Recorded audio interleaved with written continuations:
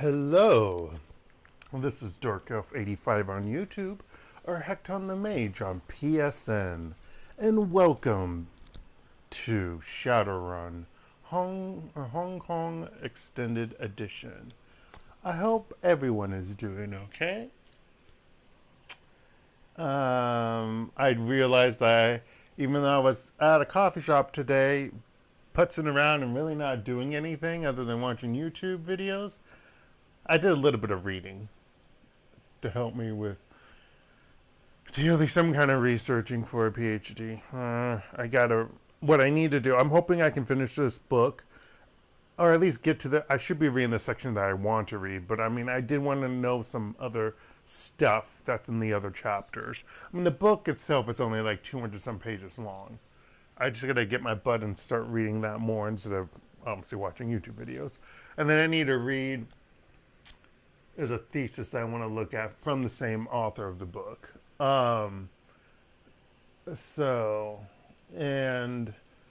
But I need, but when I was there and I was watching YouTube videos, I forgot to edit the videos from yesterday and Friday for Vampire the Masquerade Swan Song, because, you know, I'm a smart cookie.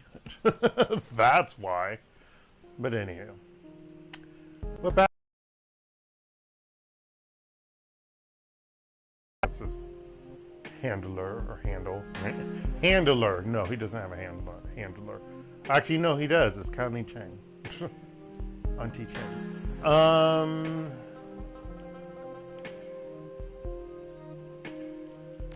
I've got something. Oh, yeah. What happened? Helping what's his face? The douchebag. Yeah, that's what we're doing. Running into things. Oh my gosh. I didn't miss doing that shite. I got money, right?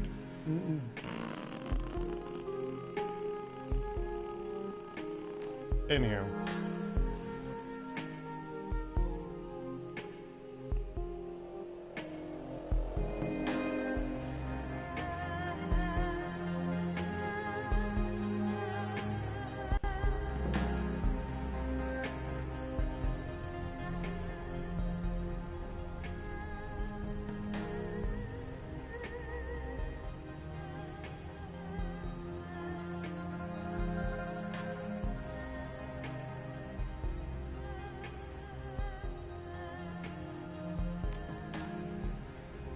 Okay, game, stop acting slow. It's obnoxious.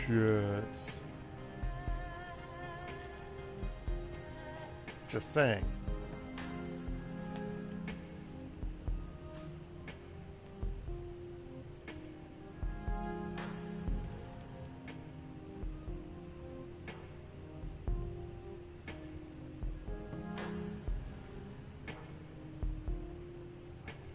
$2,000.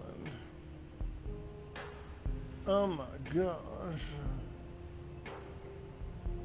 Like, seriously, I don't have the money for this shit.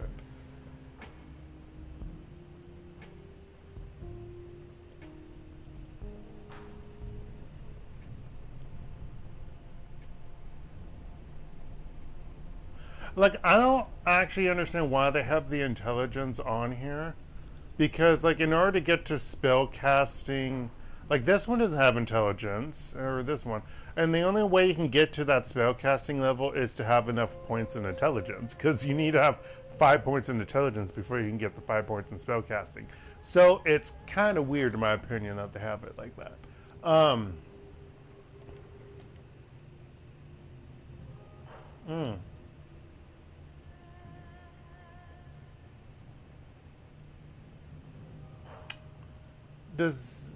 Oh, I can actually buy shit like this. I didn't realize I have this stuff.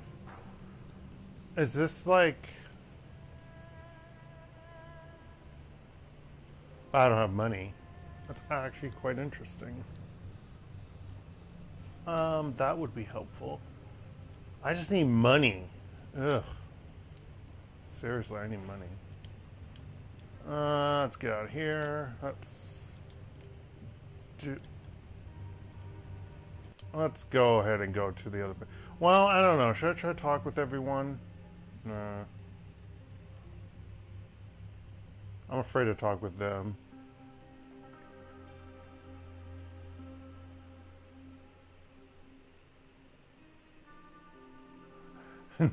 Jen again frowns. Look who's back. Look who's back. Why don't you go egg a car or something and leave us alone? I, for one, enjoy Lore's visits. A hint of a smile touches Lao's lips as Gin grumbles to himself. How can we help you? Sorry to interrupt. I was just wondering if you're all still having the dreams. This again.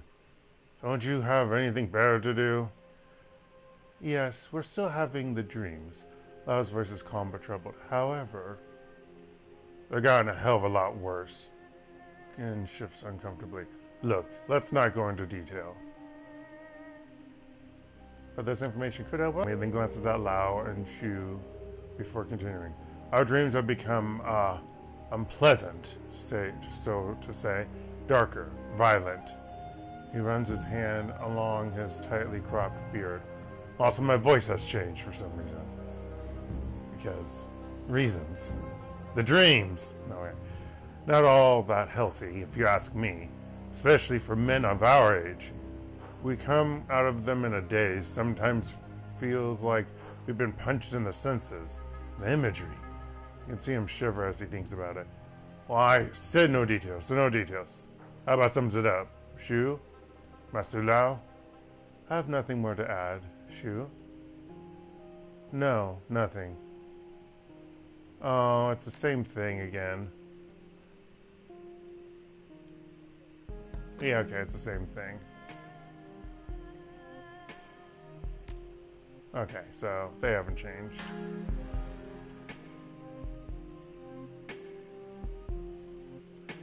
Fuck, they just turned off the AC. Yeah, today was yet another warm day. It was like in the mid-80s. And then tomorrow, on my birthday, I don't know if I'm going to be streaming on my birthday. I haven't decided yet. Because then that means I'll be streaming 5 times in like this week period. And I'm like, I don't know. But it's supposed to rain like most of my birthday. And I have a counseling appointment because I decided to put it on my birthday because why not? I don't give a care about my birthday.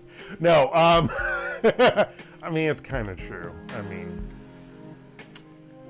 I bought some pizza today, so I'm gonna have leftover pepperoni pineapple pizza.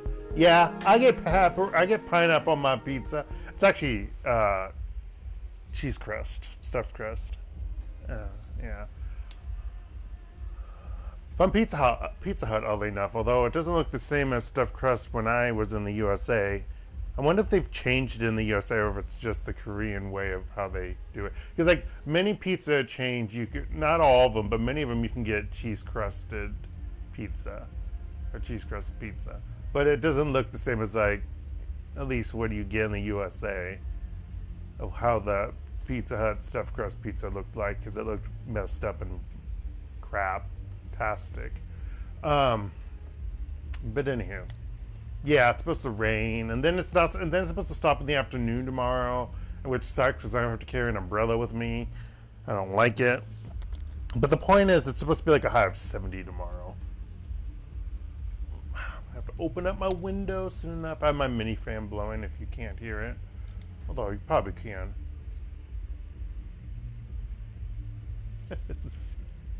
This guy, the younger of the Ka-Fi sons, mans his position at the club's front door. Like, they don't even show the cat on his shoulder. They could have made that, seriously. He's showing off his hulking arms to a couple of wan-looking girls from the docks. Wan-looking? I forget what wan means. Hey, guess what, everyone? We're going to learn together. I've got my phone with me. Don't you dare do that, phone. Don't be weird. I didn't tell you to be weird, even though most of the stuff this iPhone can do I don't understand. This is not the right thing. I don't want Google Translate. I want the free dictionary. 1.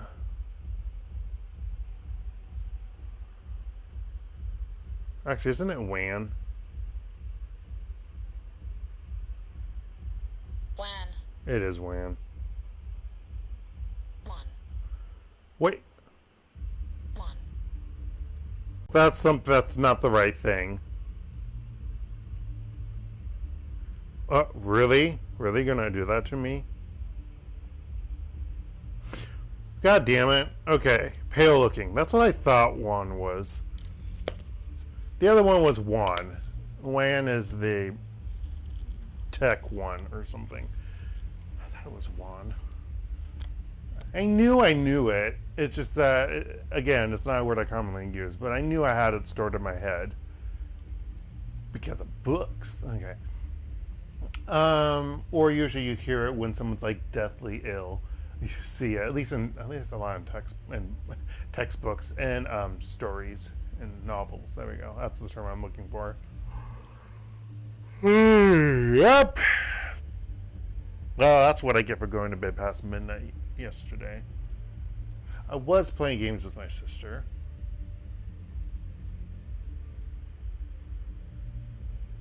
And then I ended up watching some YouTube. Okay, it was because I was watching YouTube and ended up kind of late. And then I ended up hanging up my laundry this morning, not that yesterday or last night. So I was like, yeah, F this, that's not happening. Anywho. Okay, hulking, he's showing off his hulking arms to a couple of wan-looking girls from the docks. Their clearly self-interested fawning gets them inside with no cover charge. I know what you're thinking. Some perks, right? Any distractions can be dangerous. For them, maybe. Who? Those girls? Pah, they're harmless, having some fun with me. Hey, all this stuff around here, it's all just fluff anyway. You know that. I know. You know that. I know you know that. You've got those eyes. Doing what you do, you know what's what and what ain't. We're the same, you and me. People in here may look the part, but it's different with us. We're legit. We've got that edge. Everyone else is just a poser.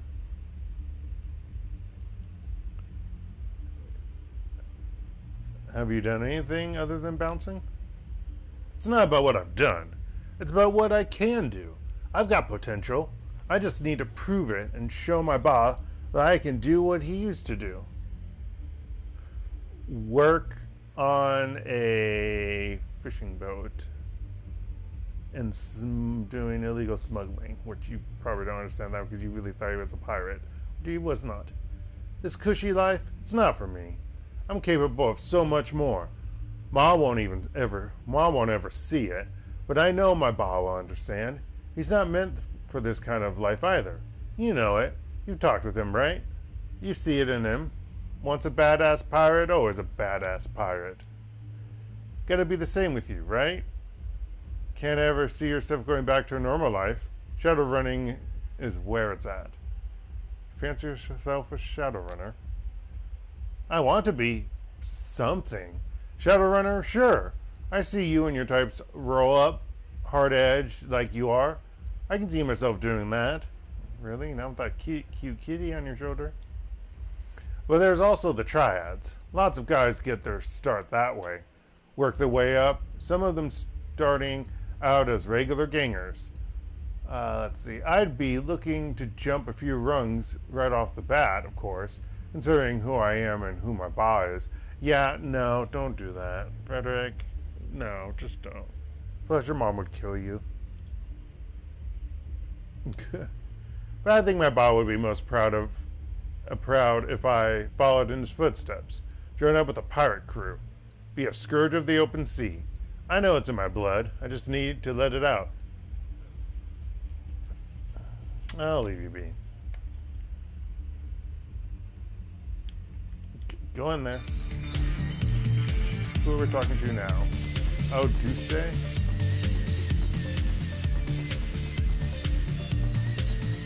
This tall, well-built human has been watching you since the moment you entered Club 88.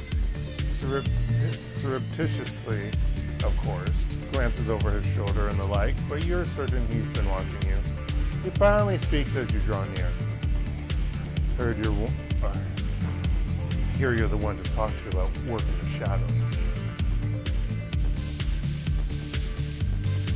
I've got no idea what you're talking about. Sure. And I've never committed a crime in my life either. I'm looking for work here in Hong Kong, but I don't have my own team. I asked around who the players are here in Haoi. They said to talk to you. That's so weird. What the fuck? That's all I've got to say on that.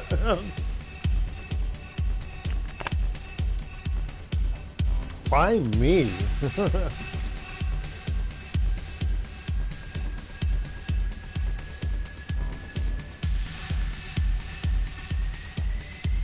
Is Dark trying to do something else while he should be playing? Yes, he is.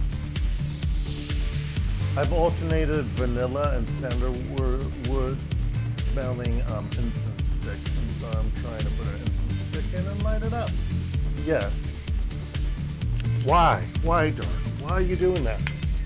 So I want good smelling stuff burning. Because I tried looking for more incense and candle at a discount store, and they had some candles but not that I wanted, and the incense they have weren't the same type as they had last time. But I don't think did I buy them at that particular dice? So I'm not sure, but they had some funeral ones, and I'm like, I don't know if that one would really stick well. It would be better in the container that they showed, but I don't have that type of container. I mean, on the back of it, it said funeral, yoga. I think they had 4 things: funeral, yoga, I think de-stress, and I don't know what the other one was. Or the yoga was meditation, but I mean, I think they actually said yoga on it, even though it looked like she was in a meditative pose, which is part of yoga in a way. So yeah, I was kind of bummed out. I was trying to buy some. I need to really find like an incense candle store, and I don't know where to find that. I should just try to do a horrible Google search to try to find something in my city. Whatever. Camille Duce. I'm probably mispronouncing that. Anyway, I'm a street samurai, good with shotguns, close combat. I've got a bit of medical know-how on top of that. My rates are reasonable, unless it's a run against Shadowrun. In that case, it's completely free. Why run free against Shadowrun? Because the sons of bitches killed my wife and stole my son. Oh, that's fucked up. Duce's voice is hard and flat. Anything to screw them over. I don't need to get paid for it. Why take your son? Profit in biology. He's got the genes for a typo immune system. You know what that is? That's a universal donor designation, isn't it? You say no, that's right. It's not just blood either. If a company wants to produce bioware on the cheap, they use sinless typo blood bodies as templates to grow the ware in. Human factories, basically. Sick stuff. But it's not like we can't complain to anybody. Officially, we don't even exist. Shaking his head, Duce looks away. I'll talk about something else, okay? You live here in Hayward? No. Oh no, sorry. He wasn't. I read Chungking, and I thought he was chuckling, and yeah. Dark is weird. No. Chungking Mansions, down the way. Near, home. It's a real hellhole, but nothing like the walled city. Still, I come up here because this is where the work is. A lot of smugglers coming in and out, and a lot of freelancers needed to solve problems. Gesturing toward the rest of the bar, Yusei surveys the dingy, sorry, not dingy, that's... Although dingy is the same spelling, right? Or is there an E with it? I don't remember. The dingy interior with an uncritical eye. Places like this exist all over the world. Dives where cops won't come in except with riot gear. Where people like us gather around and try to figure out how to make our next million. Find the right one, you can find any kind of work you want. Have you been a Shadowrunner your whole life? No, I was married with a child, you dumbass. No. Chuckling. Now he's chuckling. Lucy shakes his head. Nope. Originally I was in IT. You know, tech support. It's a hell of a jump to becoming a Shadowrunner. Yeah, well, having your wife gunned down and your kids stolen, I'm assuming that was before you became a Shadowrunner. Tends to focus your attention. Sounds like a bad action sim, doesn't it? Still, that's how it happened. One day, Shawasa is getting a reckoning. See you later, Deuce. You too. Keep safe, alright? Yeah, that's totally effed up. Catch Henry Kapai, lost in reverie, staring at a wall plastered with photos. And while most are signed celebrity headshots, there are scattered among them more personal images from days long past. A lot of faces on this wall. A lot of strangers staring back at me. Not the kind of headshots I'm used to.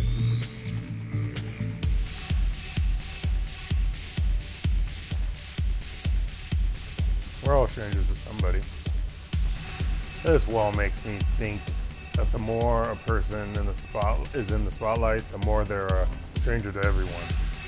We get the occasional Simpson star or athlete surrounded by an entourage of muscle and photographers. I almost said what I told my students not to say, photographers. Ha ha ha! Oh, I'm tired. And photographers. That's all for their image, you see. That's so weird that they would come. It's so weird. I want a stack of carefully staged photographs that seem like paparazzi shots in a notorious underworld hideout in Arms Bazaar. Enemy smiles sardonically. If we were really all that, the HKPF would have bombed us by now. Club 88 is a neutral zone, and Ermine deals mostly in small arms. We clear the joint. Let them stage things however they like. Throw a few tattooed out blue lanterns in the background. In exchange, we get a big stack of new yen and a glossy face on the wall to show how popular our club has become. Kindly locks all hair down for the visit.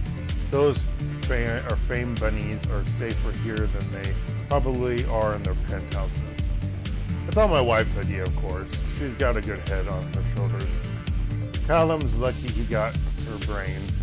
I'm afraid Frederick takes after his old man. Well, wasn't it you who started running guns through here? Should I won't pick that up. Yeah, let's do it. Heard about that, did you? Loose lips. But yeah, I took a turn as a small-time smuggler. Less excitement than you might think. Never really made all that much extra money doing it either. Yeah, until your wife got into it. You don't care for any of that. Had it been riskier, I never would have bothered. But our boat's engineer was a good friend of mine, and he was in on the deal. He could tuck away those crates in the engine room where only he knew they existed. I just had to shepherd them on and off and the boat. Probably could have negotiated better deals, but I just wanted to be rid of the stuff as fast as I could. Didn't want Wuxing to find out, and I especially didn't want Ermine to find out. Yeah, except she did. Yeah, but find out she did, though she surprised me with a reaction. Thought she would throw a fit, but the only thing she was mad about was my profit margin. And so she took over. Tell me about you and Ermine. She and I grew up together here in Haoi. We were childhood sweethearts, but how often do such things last? Then, back in 2021, that was last year, when we were both 18 and suffering through COVID-19 and unsure of our futures, we both goblinized. Wait, it happened in 2021? What am I becoming now? Okay, anyway. Thought it was later. That was in the 40s. No, that was other crap, I guess. The world was turned on its head. People said it was a disease or the result of a biological weapon. There was panic everywhere and mass killings. But Ermine and I saw it differently. We saw it as a sign that we were meant to be. It didn't matter if we were lepers because we were lepers together. I feel like I need to turn down this music. Wish I could say she was the first and only love in my life. There will always be another. I heeded her call for far too long before finally settling down here with Ermine. Wait, what? Always be another? Wow, that's not really a good thing to say. Even so, that call is always there, tempting me to come back, to be lost forever. Worse ways to go, I suppose. I do my best to resist, try to focus on what Ermine has built here for us. Wait, I'm confused. Are you talking about the sea? Maybe you're talking about the sea. I'm so confused. I didn't follow that properly, I think. I'll leave you be, because I'm confused. Callum sits with his eyes closed and his head back. One might assume he's asleep or trying to shake a particularly nasty hangover. But when he stirs, his eyes are clear and uncharacteristically focused. Laura, right? What brings you back?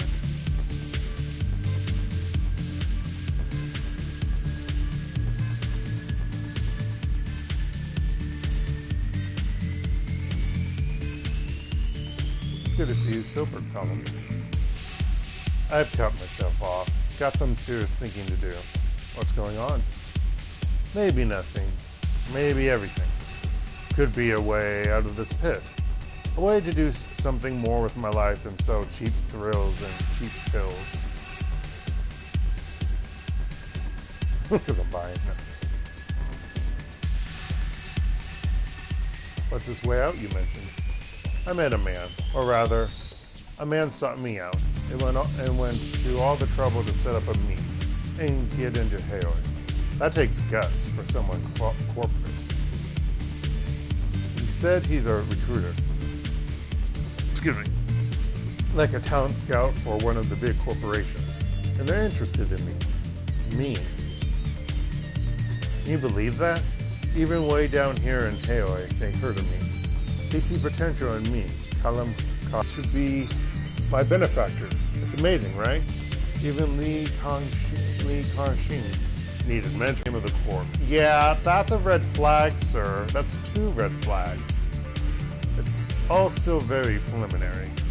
This was just a first step, you know, but a first step toward walking out of here. I don't want to say that, but I'm going to say it anyway. Is it really so bad here? You've been here long enough. You should know better by now. Yeah, I know. Most people figure it out in the first few hours. Haoi is a way station, halfway between something better and something worse. You stay here, you're just accepting the fact that you'll never through on their way down before bottoming out in the walled city, or as a floater in the harbor. Other pass through on their way up to places like Kaiku, Shing, or Aberdeen. That's how I tend to go. I'll leave you be.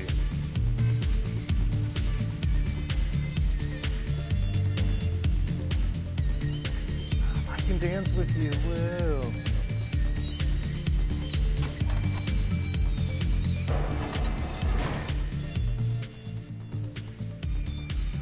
It feels as though is that Hale or Paul? A Paul hangs over Club 88. There are a few patrons on the dance floor, and far more hushed conversations than ruckus frivolity. Her mind scans the too-thin crowd as if she could suss out the reason for the change. Something's not right. Not right at all.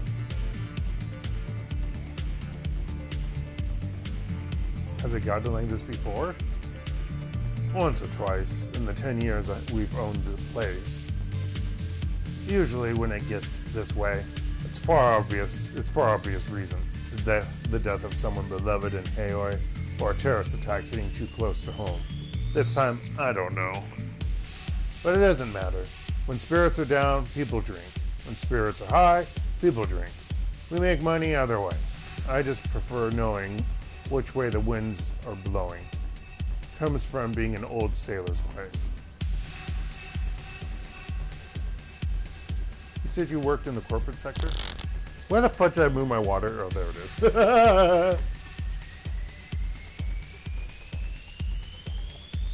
Oh, yes. I was with Who for many years, before the boys were born. I started as low as one can get, but I was always good with people, and I understood the politics better than most. Being a troll in the corporate world was very hard. There's a lot of bigotry. However, I turned it to my advantage in every way I could. People underestimated me. I used that in every way I could.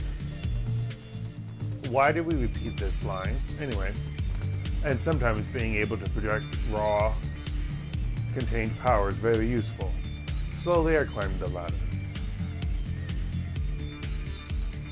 Sometimes I wonder what might have been if Callum hadn't come along when he did, but there's no changing the past. Are things with Callum any better? No, he's become even more distant of late, more secretive. I saw him talking with someone the other day, the kind of person who doesn't belong in Haoi and shouldn't even be here. I don't know who they were or what they wanted, but Callum is clearly trying to hide it from me. I have a bad feeling. The same heavy feeling that hangs over this place. Something is wrong. Something bad is coming for my son. And I don't know if I can stop it. I'm sorry, I shouldn't bother you with my worries. Surely you have more important business. Kai family, or Cafe, Bike family troubles. Cafe family stories. There we go. Alright. I'll leave you be. Because I don't want to buy anything because I don't use weapons.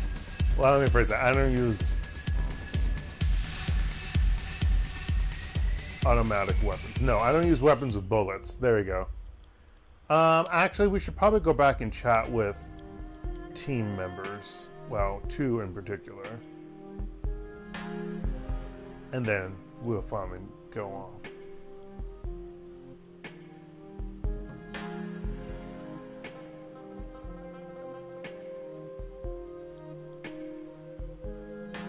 Defiance.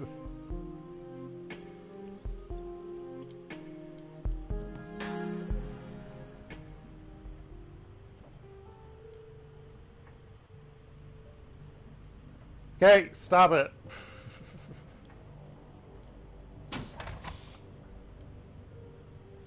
The cabin is in a far better state than it was previously. The heat has been adjusted down and the ventilation restored. The boxes of junk and parts have been stacked and neatly arranged, and Gaichu's small amount of personal gears tucked away in a corner. There's a small mat in the center of the cabin that looks like it doubles as both a rug and a sleeping pad. Gaichu is seated in the lotus position, eyes closed. His fingertips rest on a braille reader that is plugged into his PDA. The device fills the room with a soft clicking from the pin combinations. As you approach, he lifts his hands from the reader's surface. Let's see. Hello again, Lord. Is there something I can assist you with? Let's see. Looks like you've carved out a nice little spot here. If you say so. I doubt I would be suitable area in which I can sit and relax. I am happy. Now, what is it that you wished to discuss? Thoughts about the last run? The entire cultural phenomenon of conventions, particularly those open to the public, eludes me. Dude, you're from like one of the countries that has a top convention rate of craziness, and you are saying this? So queer, so very, very queer. Why you brought me, I have no idea. I could tell you far more about gardening, drones, or even Gobet's dubious cooking than I could about decking. Even so, there was something fascinating about it, from an anthropological point of view. I know your actor would have been a better choice, but I was thinking muscle. For instance, the spat between Isabel and Rhombus. Not only were there squabbling like fussy children, the entire squabble began because of unsolicited advice. And for this, Isabel killed his cat? Yeah, I know. And us having to join in and kill 4 guards. Yeah, that was really great. Hotel security. I mean, come on. I may devour human flesh, my friend, but even I am not that kind of monster. Deckers are strange people, and I'm glad not to be one. Is there anything else I can do for you? What were you reading? Gaichu draws himself up, folding his palms in his lap. With one toe, he pushes the braille reader away. It is called Hagakure, Hidden Leaves, written by Yamamoto Tsunetomo, as a treatise on what it means to be a samurai and how one should best serve one's lord. Required reading for the Red Samurai, unsurprisingly. Wasn't he forbidden from killing himself when his lord died? Gaichu blinks, obviously surprised. A wide grin spreads across his face. You know of him, then? Yes, that is Tsunetomo. He was eager to die and show his loyalty, but Lord Mitsushige,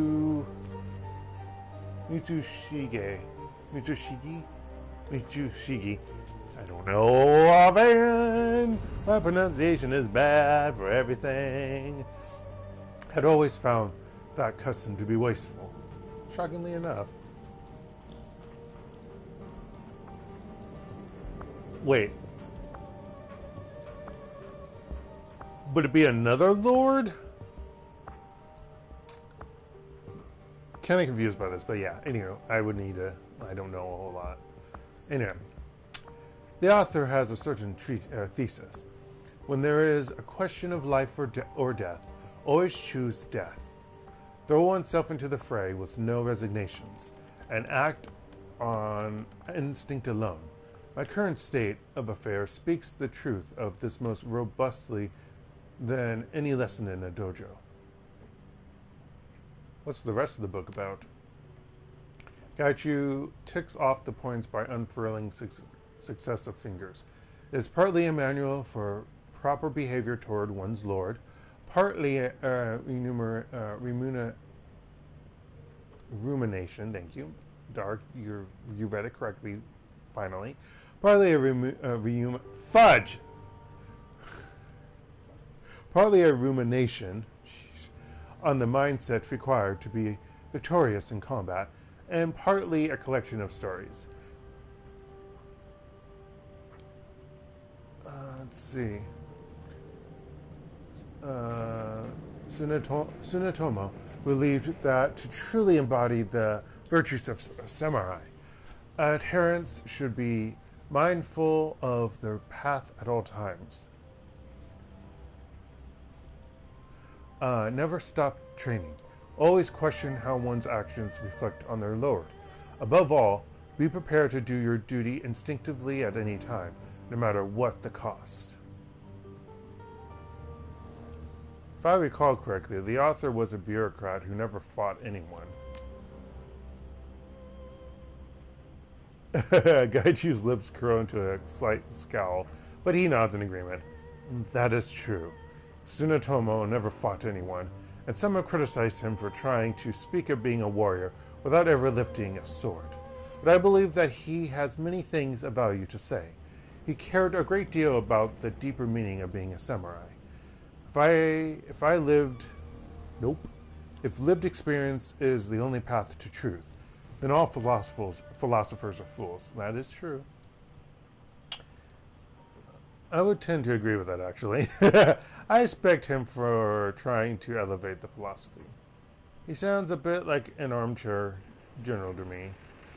No, I expect him for trying to elevate the philosophy. Wrong button. I'm not playing Vampire the Masquerade. Swan song right now. As do I. No one is perfect, but we should all strive as diligently as he to elevate our way of being. Come on, Dark. Most walk through life blind, never understanding their own desires or the effects of their actions. If more of us meditated as deeply as Tsunetomo on our lot in life, I suspect there would be less misery in the world. What does he say about masterless samurai like you? What would he say about your refusal to kill yourself? This is the first one. 7 times down, 8 times up. Gaichu smiles thinly, wrapping a claw on the hilt of his sword. More specifically, if a samurai has not been a ronin at least 7 times, then he has not truly lived as a samurai. Those were different times, however. It was common for samurai to fall out of favor with their lord and be turned loose to wander. For company men like yourself, the choice is serve or die. Yeah, I was like, it's kind of different.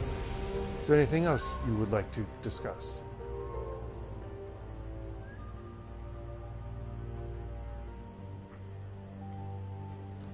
I want to know more about what it's like to be a ghoul. Gaichu cocks his head at you, his milky eyes narrowing mirthfully. Preparing for the eventuality of killing me and collecting the bounty. Make sure you leave my face intact. I would prefer to be a well-preserved trophy. Don't worry, I have a stuffed and mounted on my wall. We want such an ugly trophy anyway. Maybe I can sell your body to an herb shop, one of the stodgy traditional ones.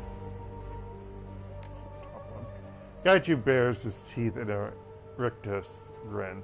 You can hear a faint chuckle rumble in the back of his throat. Now that would be an illustrious end to my career. A severed head, decorating a leaking wreck of a boat. Home to extremely private individuals who will never show me off. Couldn't you sell it to a museum or something of that sort? Gaichu grows serious, leaning back. If you wish to know about what it is like to be me, ask away. I see no reason to conceal the details of my condition.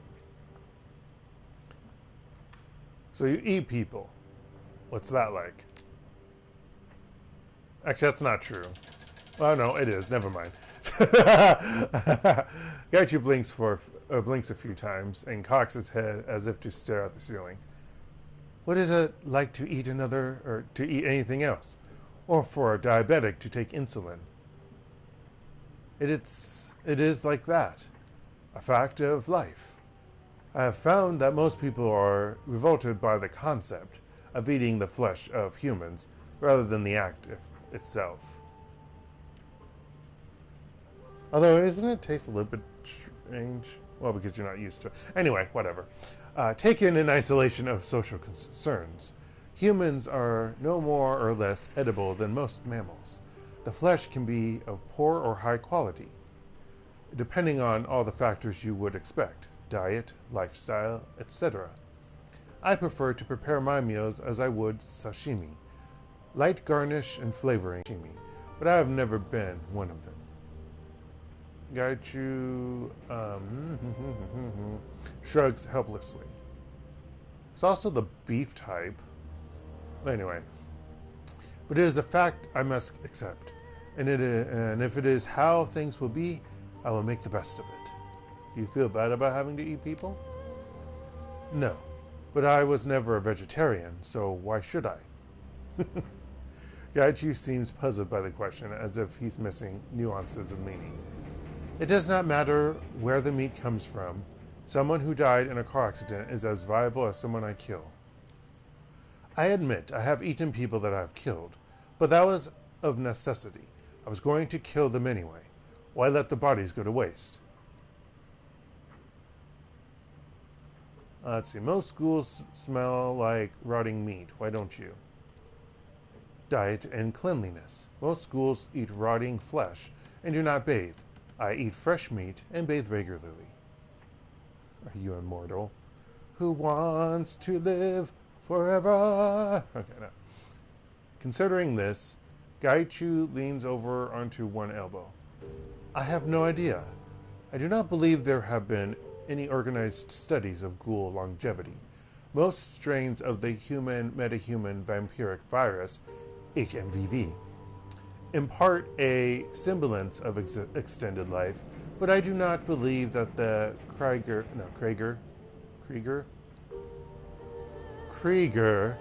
strain is one. Somehow, I think it is more likely that I will die in combat than of old age, no matter how long I live. Might be interesting to ask a doctor. Ghoul walks into a doctor's office. No. To what end? I live by the sword and I will die by it. I have no illusions about my chances of growing old. Gaichu shakes his head in dismissal. How would I live out my days? In a rural country village, eating people who happen to expire on nearby roads? That will not be my fate. Wait, what about his teeth? His portrait doesn't show anything about his teeth. What's the deal what's the deal with your teeth? What deal are you referring to? Oh yeah, he has pointed teeth. I think that was mentioned when we first met him, when he was smiling. Did you file them down into those points? No, they are actually new teeth, created by the infection. New teeth? I suppose it is a natural advantage to have teeth better suited for carnivorous pursuits. I'll talk about something else. As you wish. What is on your mind? We were talking about your father bailing you out of jail. Ah, yes, I do recall you asking about that. Gaichu's reticence is palpable in the long silence that follows. He does not continue.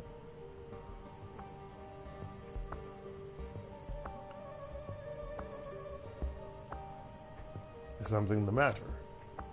No, Gaichu purses his lips and sighs heavily. No, everything is fine. I will tell you what you wish to know. I simply have not spoken of my family in a long time.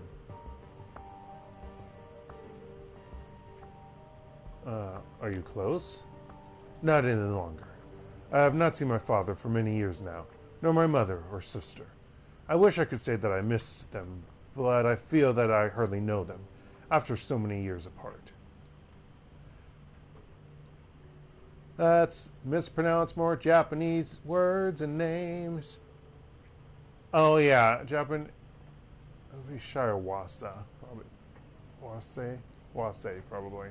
I already mispronounced it earlier because of the Shadowrunner. Anyway, Yoshujiro gave me an ultimatum after my run-in with Shirawase security.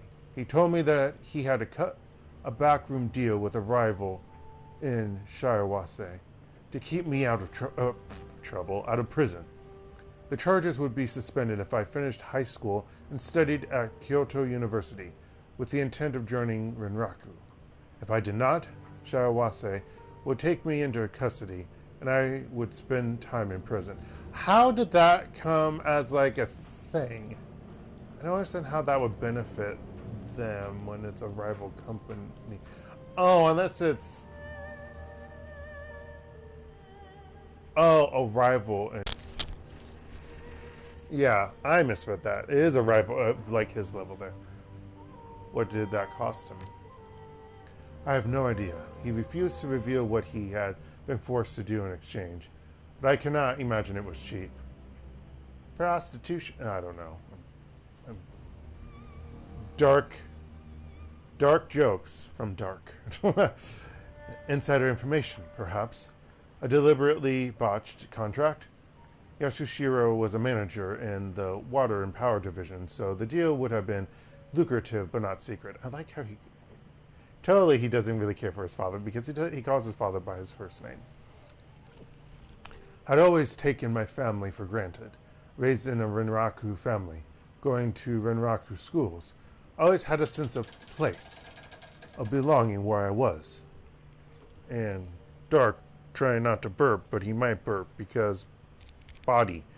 Okay. Of belonging, I already read that. The thought of all of that vanishing, I simply could not imagine it. Suddenly, the reality of my actions became clear. Gaichu runs his fingers over his bald scalp, smiling distantly. From then on, I tried to be the son that he wanted, and he seemed glad for it. We grew much closer over the next few years. He took time off to visit me when I was living in Kyoto. Why would that be unusual? He was a very busy man in those days. A lot of responsibility and very little time for himself. I was impressed that he could carve off as much time as he did just to go camping with his son.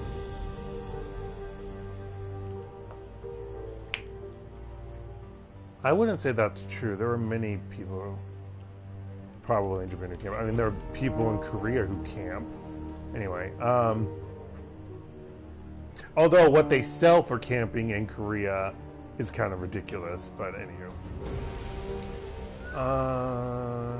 Let's see.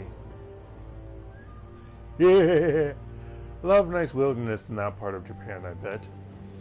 Very much so. The land around Kyoto is protected from development due to historical and cultural significance. Most of the mountains are considered sacred, so the Diet declared them a national preserve.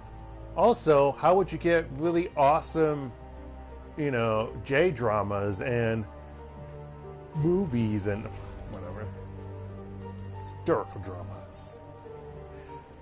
We made several trips to the area between Kyoto and Nara, around the village of Ide? I don't know. Ide. Maybe it's Ide.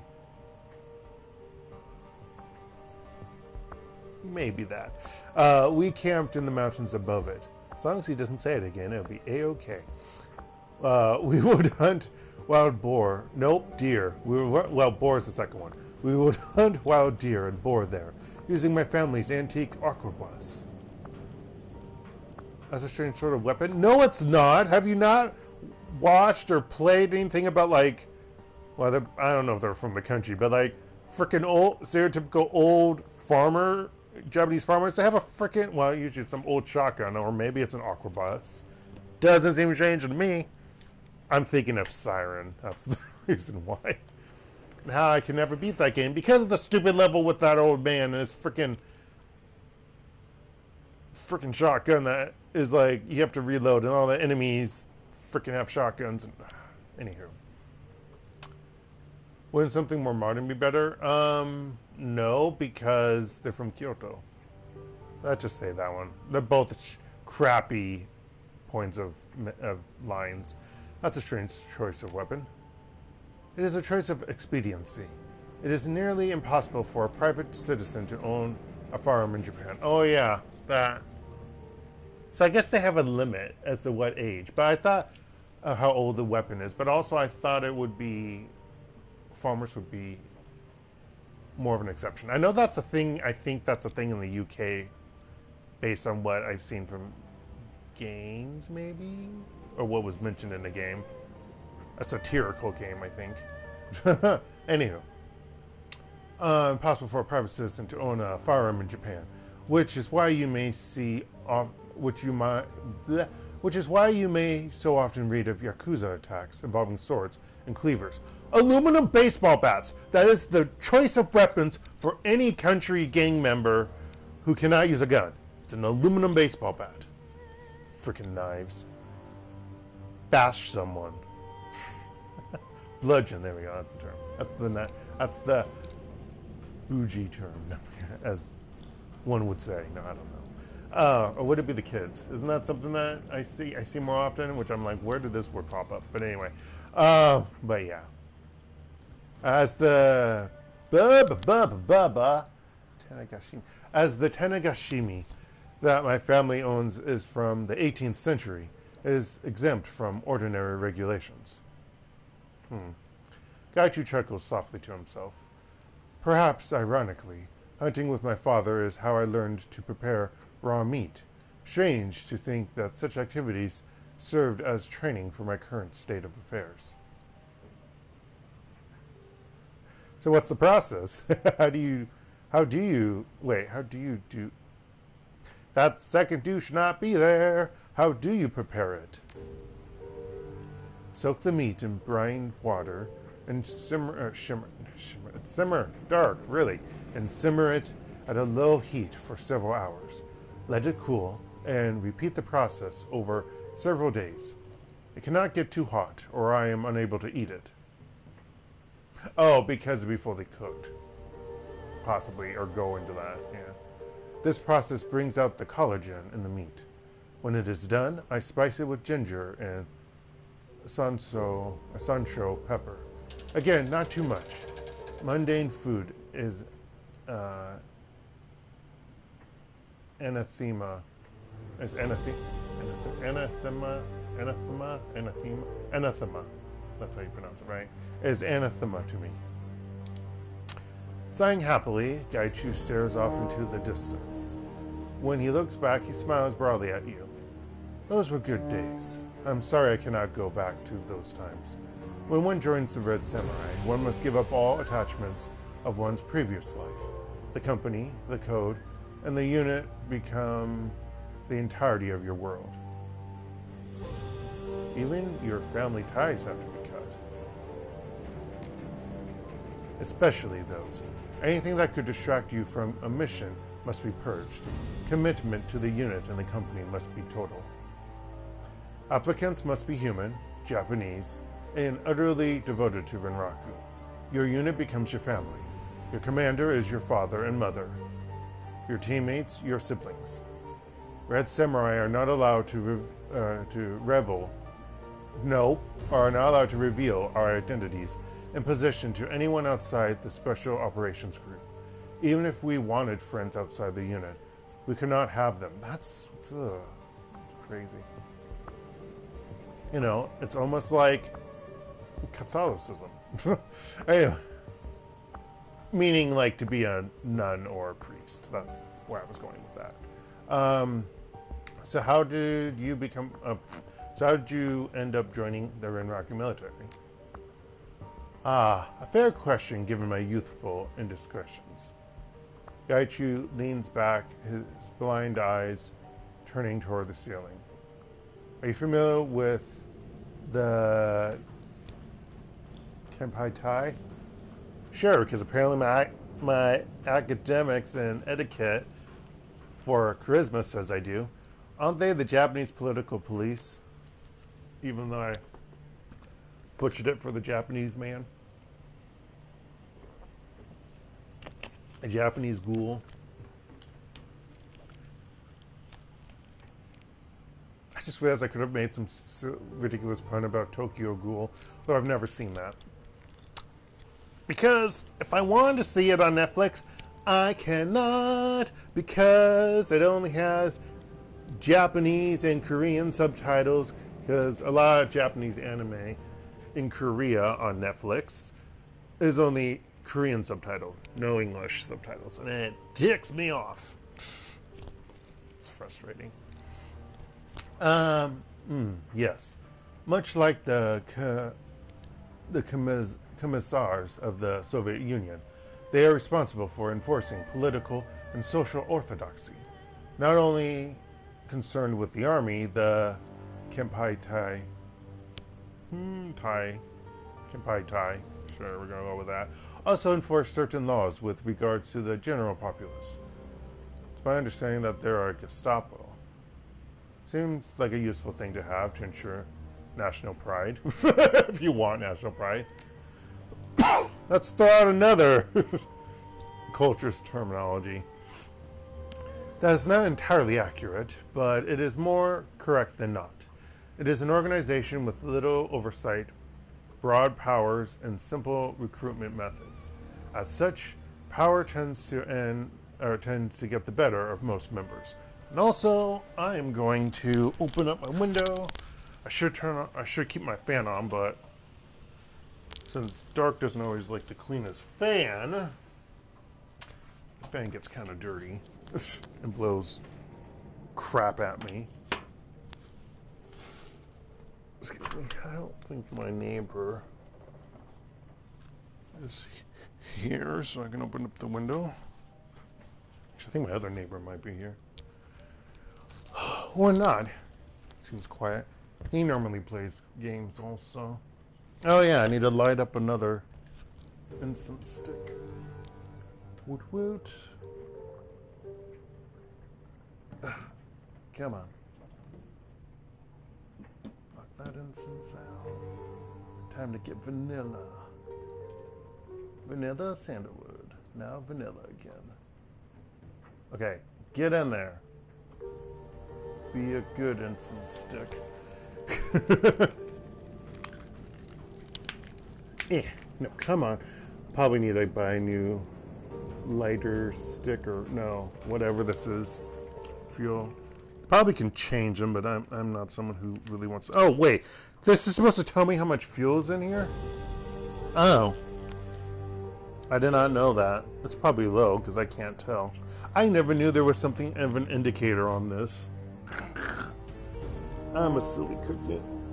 What do I know? I don't know anything about such crap.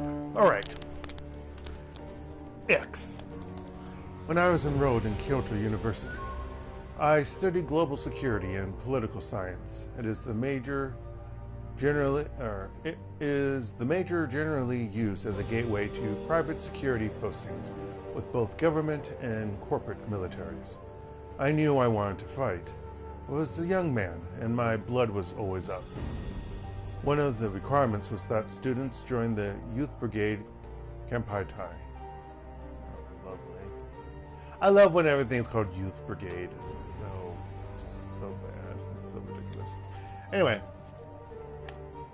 because you know it's so nationalistic. The Youth Brigade is a bit like the ROTC in North America. Actually, what does the ROTC stand for? I don't remember. Anyway, whatever. I just knew that in our high school they had the junior ROTC thing. Anyway, the Young Falcons in the Sioux Nation, or the District Officer Program in the Republic of Korea. Is that still a thing? I mean, it's not still a thing. Is that actually what it's called here? I didn't know they had. Well, of course they have something. Maybe. All I know is that they force young men to go into it. Women optional because sexism. Let's see. Members learn to be soldiers without actually joining an army. They perform community service and promote civic pride. Performance and prestige in the Kempeitai used to dictate later job opportunities, a bit like a good internship. I might have to turn my fan on again because I am now getting really hot. You have to be a good fascist to get a good job. Seems like the kind of thing Renraku would look favorably upon. Hence why. Yeah. When I was in school, the mega corporations looked favorably on Youth Brigade service. At the time, the interests of the emperor and the corporations were aligned. A grand drive to return Japanese industry to the forefront of the world economy. Good marks from your youth brigade commander was a sure sign that you would be offered a good position with corporate security. And I want to be the best. Am I going to do it? Yep. I wanted to be the very best, like no one ever was. Okay. These days, the mega corporations have begun to resist that kind of nationalism in favor of corporate pride. Youth brigade service is becoming a black mark rather than a positive. Gaichu shifts, resting his elbows on his knees as he leans forward. I do not know if the alternative is any better, though. No. When I was nearing graduation, I was approached by a recruiter with Renraku Security. She told me I came from a good family and could have a promising career with the company. She offered to fast-track my application toward a potential Red Samurai position, 3 years with the Renraku military as a junior officer, and guaranteed placement in a Red Samurai training billet of my choosing. Or is it billet? Is it French? The pay was good, and the excitement of being an elite was an attractive position. I accepted, but I did not truly understand what I was signing up for. I kind of stretched off that word awkwardly because I thought it was understood until I saw the A. And yeah, as I told you before, they force you to give up everything except the company and unit. That was made clear to me, but I did not truly understand it. Did you regret your decision? On the whole, no. I do not know people. Okay, perhaps somehow made me think people. I do not know who I would have been had I not joined. Perhaps there are things that I missed, but regret is perpetual.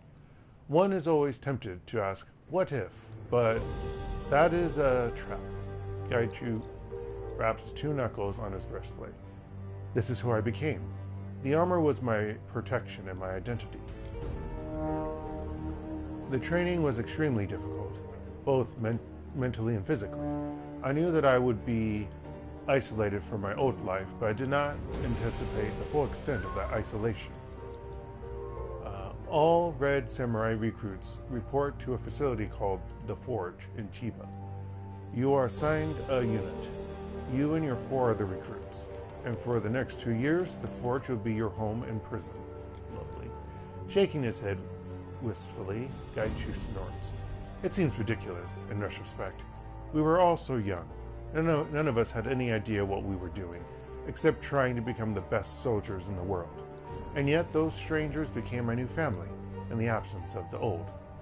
Tell me about the members of your unit, so we can kickstart your,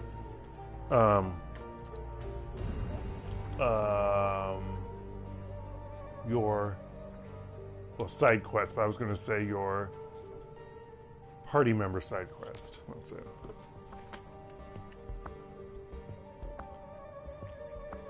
Gaichu wrinkles his nose as if smelling something foul.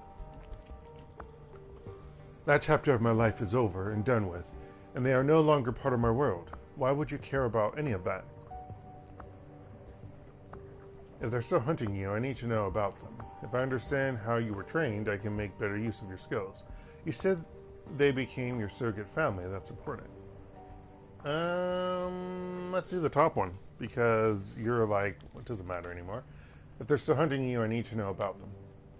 He stares at you for a long, silent moment. Finally, he grunts.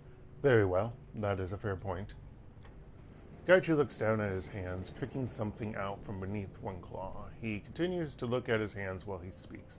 When I was younger, I would have more readily cut off my fingers than tell you what you ask. You're not in the Yakuza! You must understand that secrecy is absolute among the Red Samurai.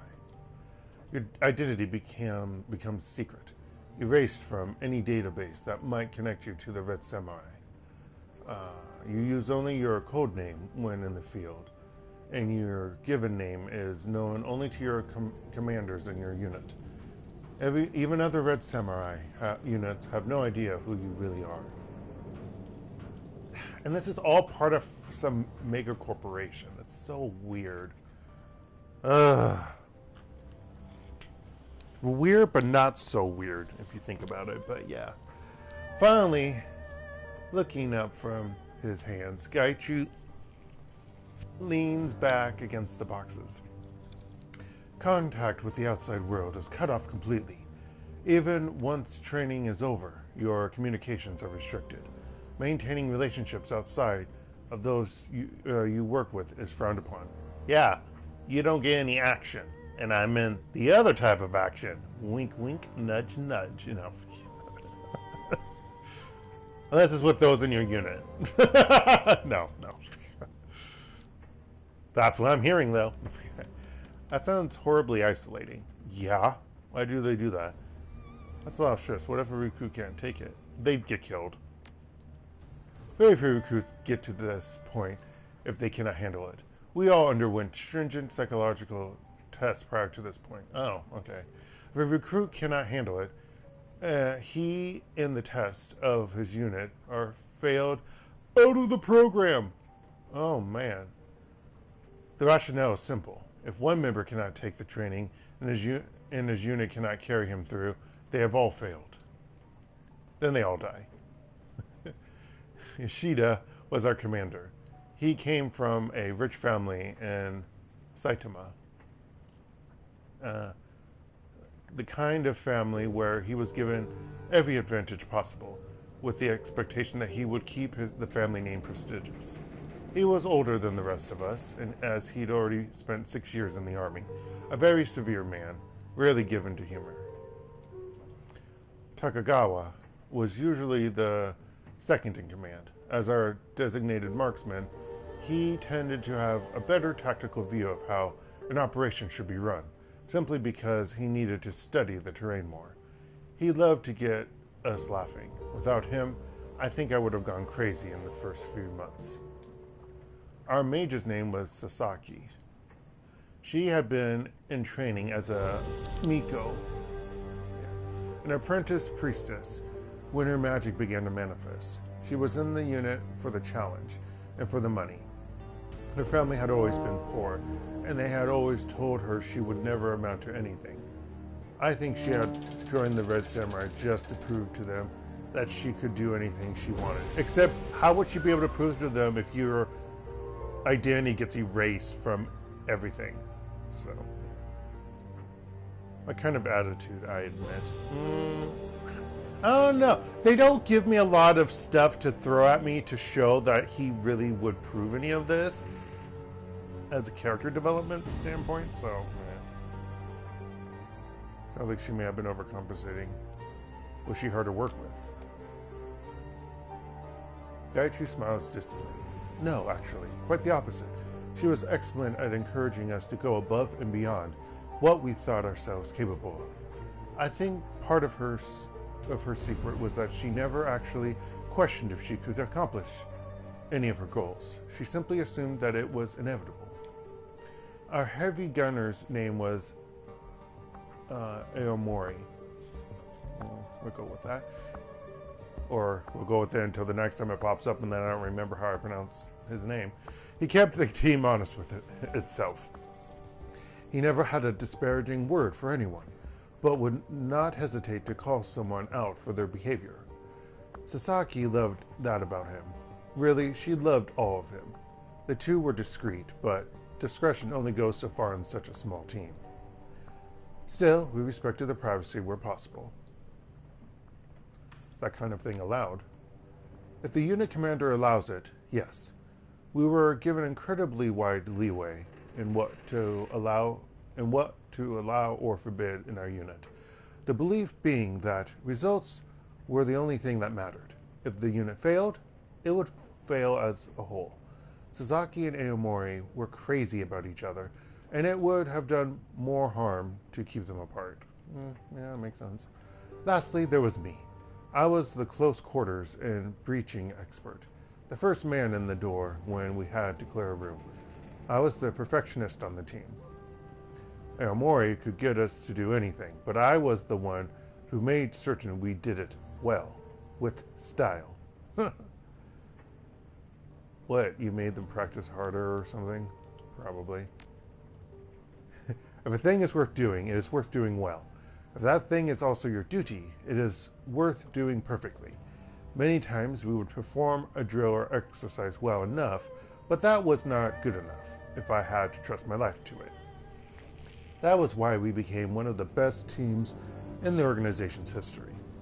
Like, seriously, what do? You're supposed to be protecting a corporation. It just makes no sense to me. Well, no, they attack other corporations and civilians and whatnot. Sounds like you missed them. That's a thing to be proud of. Of course it is. Do you think I do not know that? Gaichu sighs heavily. I apologize. It's just that those things are still raw sometimes. Even if I were to be cured, I could never go back. They have been disgraced, and I have done unforgivable things. I've been cast out for good. When they ambushed me in Fukuoka, it was fight or die. I killed 2 of them before I escaped. I will not be returning to the unit, no matter what. He opens his eyes after a moment, shoulders slumping. It is not an easy memory to grapple with. That's fine, Gaichu. Take your time. Thank you, Lord. I am sorry. I cannot talk about it now, but I need to process the emotions. They are still raw. I'm tired. Come back later and we can talk more. You know, I really want to talk with everyone, but I want to do a mission because I want to do less talking. that's the thing. I mean, it's great. Game is great if you're playing alone, but I don't know why I'm deciding to stream this. This has probably the most dialogue out of the 3 of these games. Seriously. Okay, stop running into crap. What did I just say? Gosh darn it. Oh my god, I wish I was playing on computer. Although I can't, because someone's gaming PC is acting up. Yeah, I have to like get it fixed again. This will be the 2nd time. Although it's been I think it's been 2 or 3 years since the last time, maybe? I don't remember. But, ugh, it's frustrating. I gotta do it again. I don't like it. Like, it literally, like, it was acting up a few times and then it just, after the last reset, it reset on itself while I was logging in. It won't let me go in. And I even tried to check stuff. I don't know what I'm doing. And yeah, it really sucked. Alright. So who do I want on my team? Do I want any of the other people? No, that involves money that I really don't have. Let's see. He said that I think a Decker would be helpful, but not required. Let's have Duncan, Raptor, and Isabel. But yeah, I gotta get my stupid gaming PC fixed, which sucks because that means everything will get deleted unless they're able to pull the stuff, the save files out again. Is that what happened last time? They were able to pull the save files? I think they were. Exit, stage left. You arrive at the impenously named Repulse Bay, a gleaming hotel and apartment building on the shores of Repulse Bay, Hong Kong Island.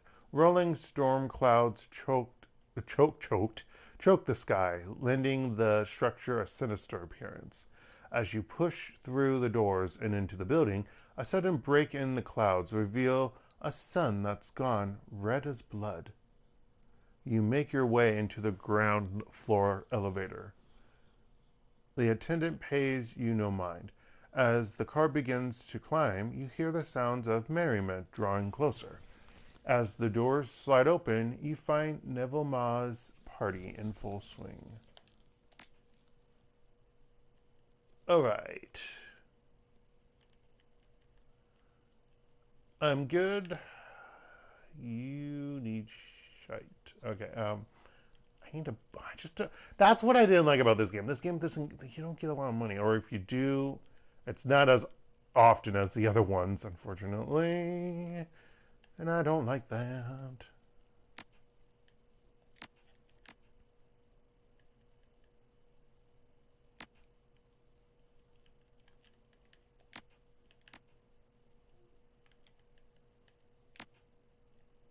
Mm-hmm.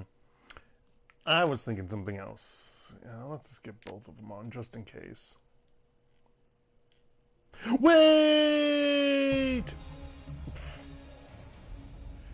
Actually, it didn't show the text stuff at the bottom for Isabel, so I don't know if I can't use that on her. I should, but I didn't see it there.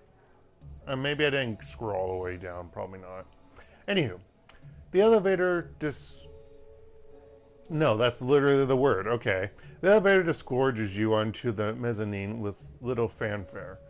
That wasn't the word I was expecting there. Off in the distance, you can hear the sounds of clinking glasses, carefree laughter, and silverware on china. Well, why don't we hear that? They had sounds like that in like bars or talk. Weird. I knew he would say this. I don't know why I chose him. Muscle. I'm kind of out of my element here, Lore.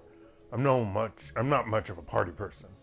How do you want to handle this? Check the apartment first? Let's get to that party and see if we can dig anything up. The party is too high visibility for my liking. Let's try the apartment first. We'll play it by ear. I don't know this scene any better than you do. Let's do that one. That's probably the wisest choice. He strokes his chin and Koche flexes its articulated limbs in anticipation. Lead on. We will follow. From a distance.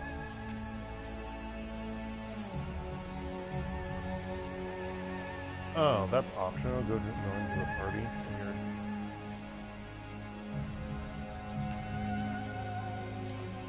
Wait a minute. Oh yeah, that is the newer clothes. Never mind.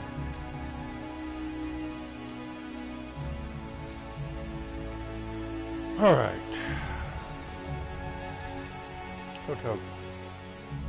A sullen-looking troll stands on the periphery of the kitchen. He turns to you, shoulders slumped forward in size.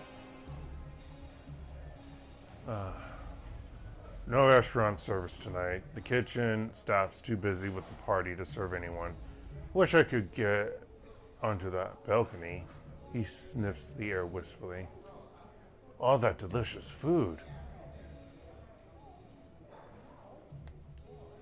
Looks fancy. Who's throwing the shindig? A trade producer. I think. Saw some actors out there earlier. Same ones who act in Promises in Moonlight. He fiddles shyly. Have you seen the show? Lie. Of course! Can't wait for the new season. His eyes widen excitedly. Me too! That twist with Lady Chung in the last episode? What a cliffhanger! I couldn't believe it. Me neither. Good luck with the kitchen, buddy.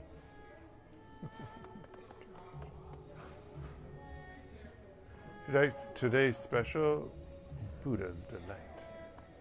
What's in here? Something I could have my decker, Isabel, to jack in. Let's just do another save, even though I don't think talking to that guest matters. But we'll do it anyway.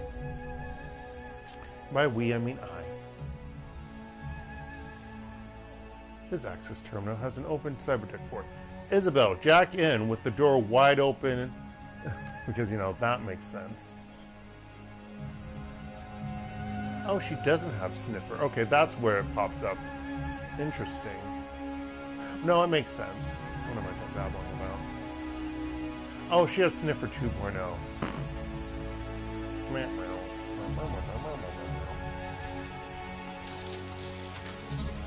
jack in.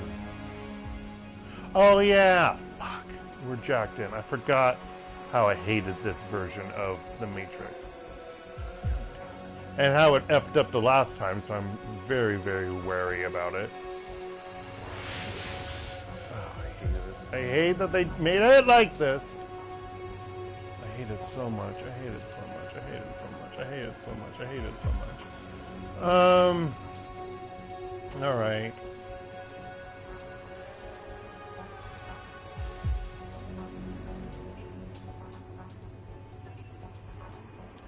Can you walk around that way? Yes, you can. Theoretically.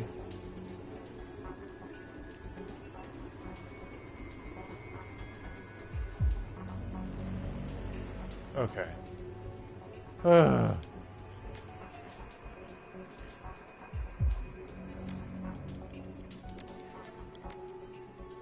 Alright.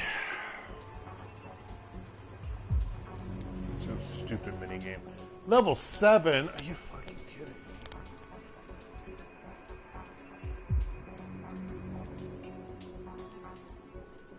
Force is 50.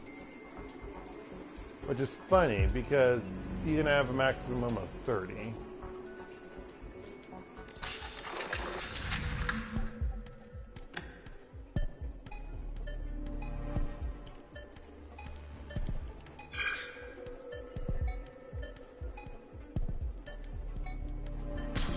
Fuck, I screwed up.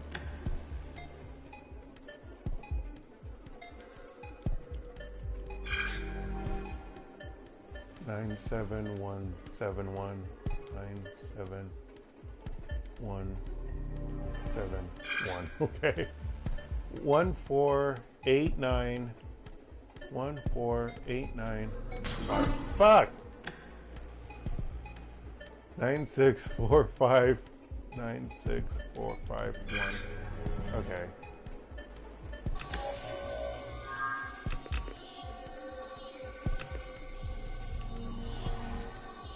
Fuck, I wasn't paying attention. It wasn't this one, was it? No.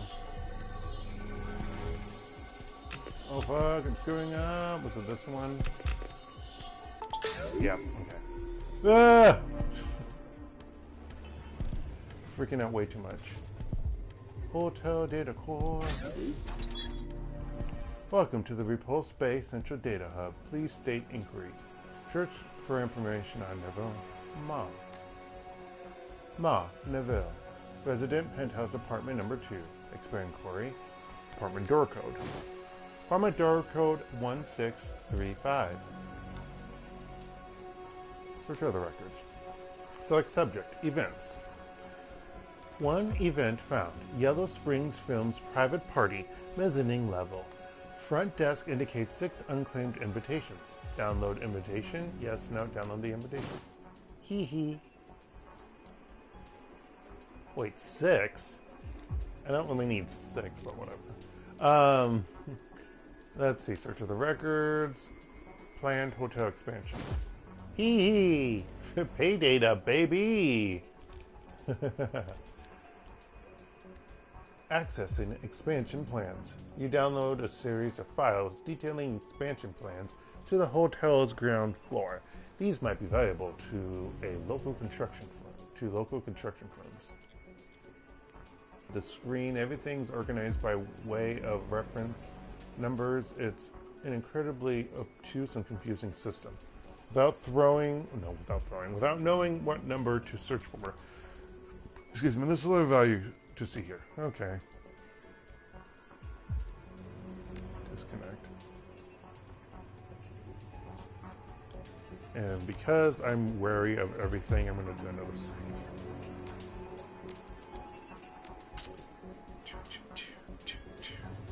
Because I gotta get back.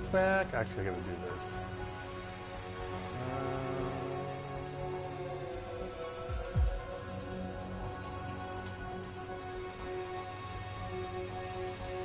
Shit, where's the other one?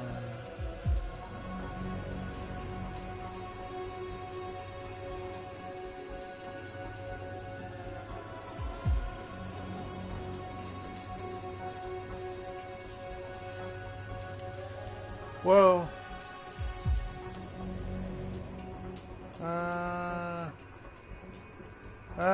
Okay. Jack out, because fuck the Matrix. I think the thing I hate most in this game, I just really don't like it. So we got invitations.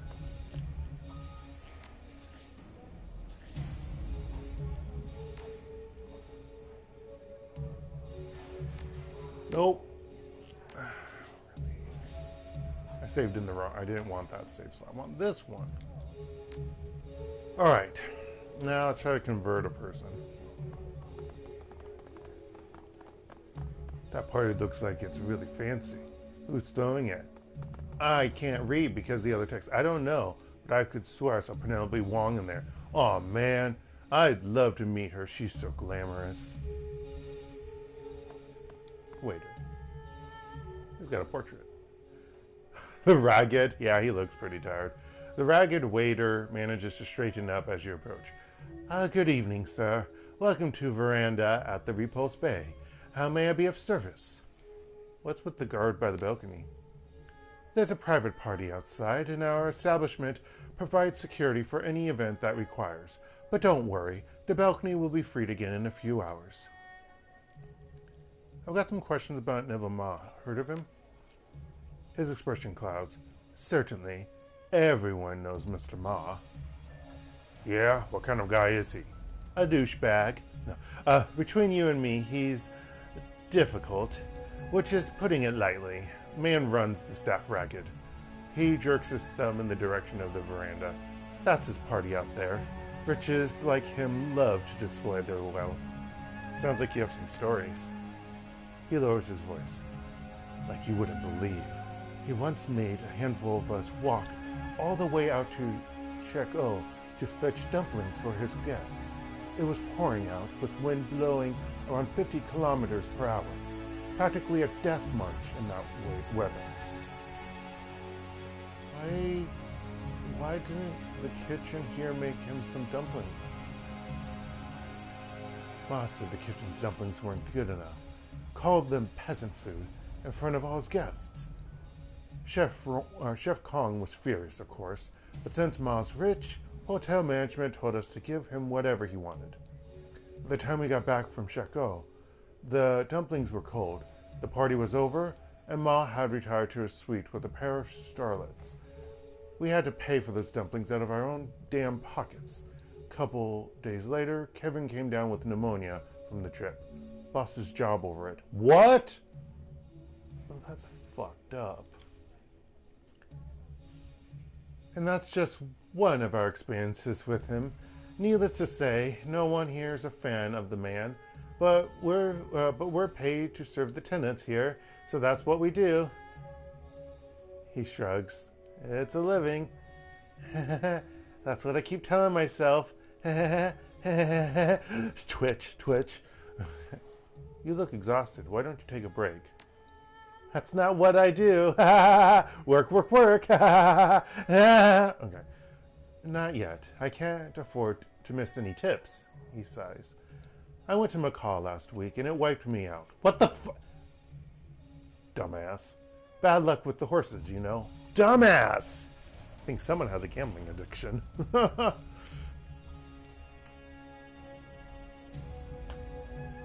I'm in a pretty lucrative trade. Myself, care to make a deal? No. Today's the day your luck changes. I'm willing to help you out for some information. No, I have no money for that.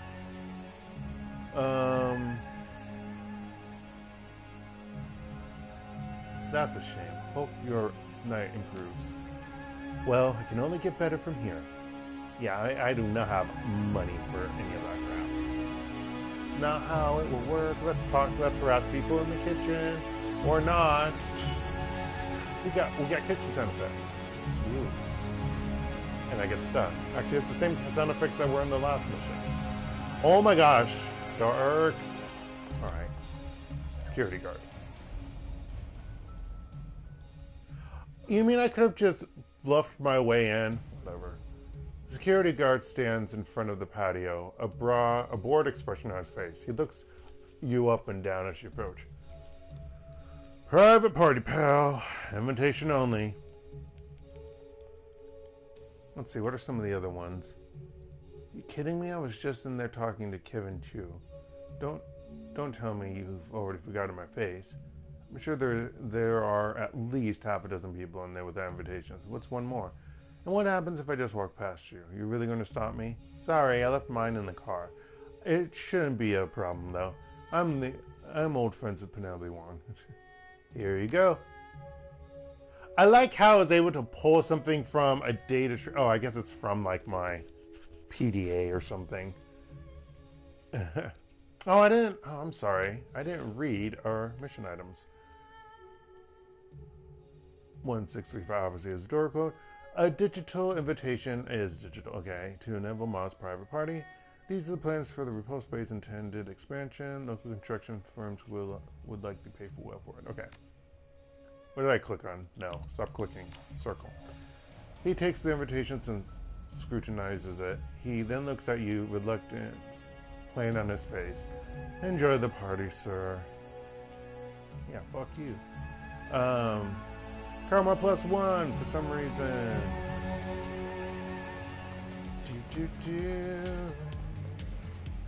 Oh, this is different music. I think that's Ada Wong. I think Penelope Wong. That might be Neville. I'm gonna have to make it for $3 million less than my original budget. What the fudge? What are we talking about here? Nothing important. Any more dialogues? Did you hear he's half Russian? It's no wonder he gets those overseas jobs. Wait, that was from the game. Okay, I was like, I'm hearing Fender or something. That's wonderful. When will you get a call back? So I'm going to imagine that. Never mind. I was going to say something that's really suggestive. Never mind. Okay. Let's just do a save here, just in case I have to do choices that can F up, although I think it's pretty limited of what choices you can really do. But anywho, I like to save because just in case. Oh, you're a producer? Oh, you're not the same producer. You're a different producer. The party girl raises an eyebrow as you approach.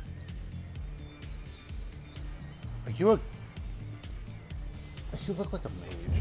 Wow. I mean, yeah, I am. They're serving century-old Cabernet like punch here. It's hard to believe, considering how much a single bottle costs. But it's even harder to believe Mr. Ma is hosting this party, and so soon after his accident.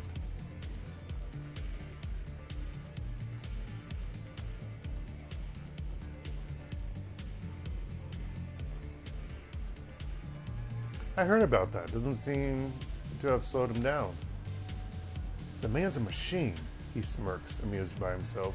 Not literally, but he might as well be the way he sprang back after being T-boned at 140 clicks an hour.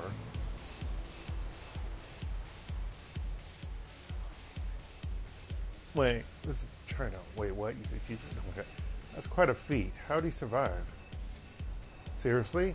Man should look like cat food after an impact like that. I don't know how, but here he is, alive and kicking, or dining, regaling, what have you. If you ask me, it's all that positive chi that the fans have stirred up.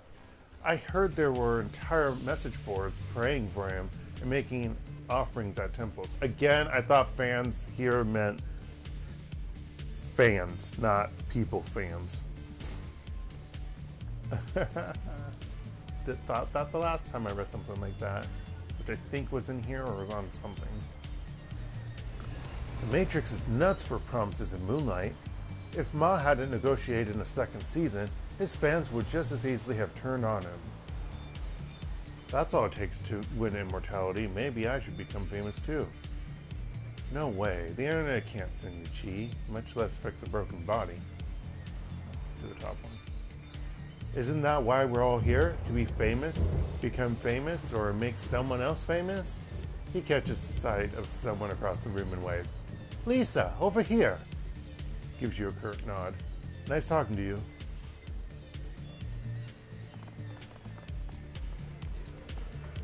Mr. Ma. Never Ma. What does he look like? Never Ma is dressed in an immaculate suit, surveying his party from the edge of the balcony. As you approach, he inclines his head respectfully. Oh gosh, he has a doopy grin. Good evening, Mr. I'm sorry. I don't believe we've been formally introduced. He straightens his wristwatch. I'm Never Ma, owner of Yellow Spring Studios. Oh yeah, Mr. Argent. Mr. Argent, quite an affair you've got here. I'm Mr. Argent. This is one decadent party. Must have been awfully expensive. The pleasure's all mine, Mr. Mull. Call me Mr. Argent. Thank you so much for hosting this gala. Mr. Argent. Mr. Argent, quite an affair you've got here. I do my best.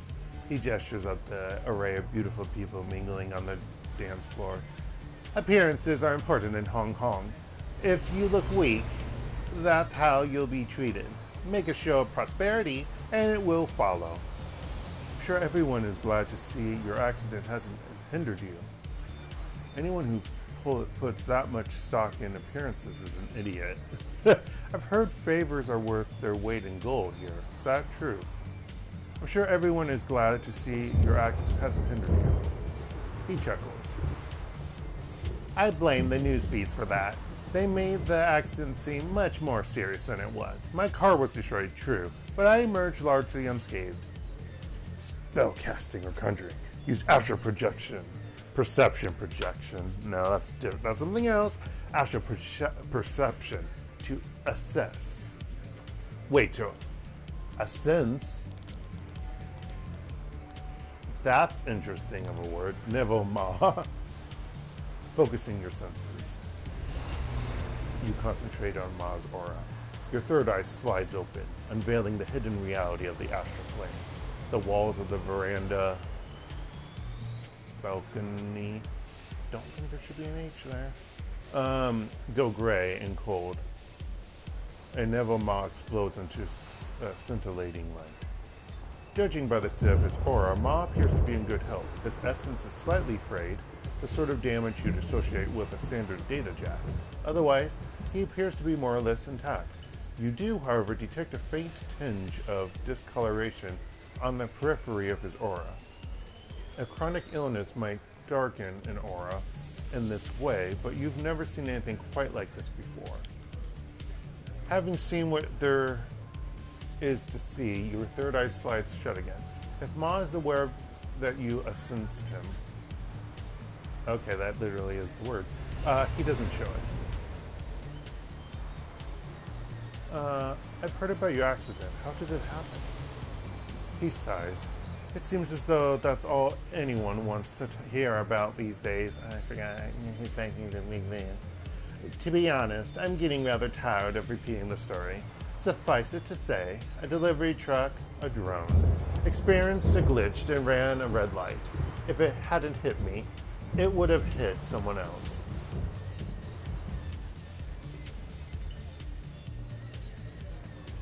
Did the police discover anything unusual?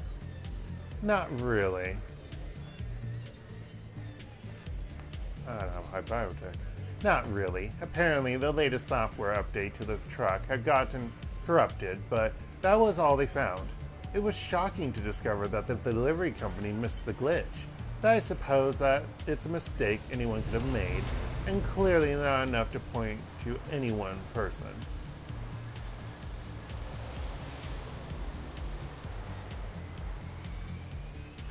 You were discharged from the hospital pretty quickly after your accident. Your treatments must have been expensive. Not especially. Goddamn for me not having... I really wish I... What's my biotech level? I think it's 3. Yeah, it is. Not especially.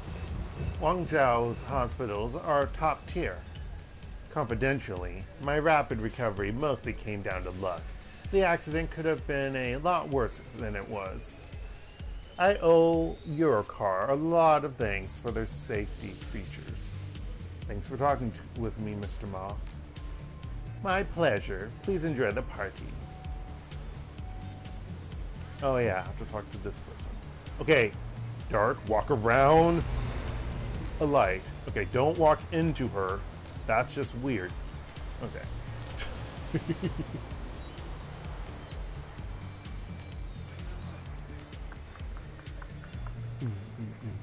Okay. Let's zoom in a little bit more. Okay, let's zoom in all the way, sure. Look at those lips. The glamorous starlet flashes you a standard celebrity smile. Lovely, but emotionless. Good evening, Penelope Wong. But please call me Penny. Argyle Argent. Wait. I guess so. Parties aren't really my thing. Oh. Fantastic party, Penny. Please extend my thanks to Mr. Ma and Mr. Argyle. Pleased to meet you, Penny. Name's Argyle. She lifts her drink and takes a tentative sip. What brings you to our little soiree, Mr. Argyle? Wait, I thought Argyle was my first... Wait, what? Okay, well, yeah, she's just being polite with the first name. Never mind. You can do that. I don't believe I've seen you around the studio before. It's a friend of a friend sort of situation. He asked me to check in on Neville. Seems he's recovered quickly, considering the accident. Just business. I'm surprised Mr. Ma's up and about so soon about his accident. I'm representing some interested parties who'd like to collaborate with Yellow Spring Studios. They wanted to make sure Neville's injuries were as minor as they'd heard. I forget which one I should choose. This is the last one. Your friends have nothing to worry about. I must admit, I nearly died of fright when I heard what happened. But to look at Neville now, you'd never guess he'd been hurt. She smiles demurely. It's miraculous, isn't it? Medical. His medical bills must have been steep. I saw pictures of the accident. It was a mess, Neville included. But miracles cost a lot of million these days. Must have been some expensive treatment. I'll keep your secret if you will, but it's a shame the rumor mill's caught wind though.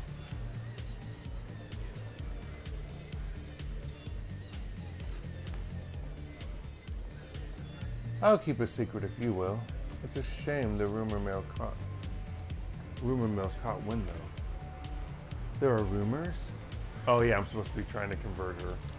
She blinks. I haven't heard any rumors. Word on the Matrix is that he's been skimming off the top to pay for his treatment. Just jealous babbling, you know the kind. That he's embezzling from the studio to pay for the treatment, etc. You wouldn't believe the things people are saying. Embezzlement, secret partners, and often and other such chicanery.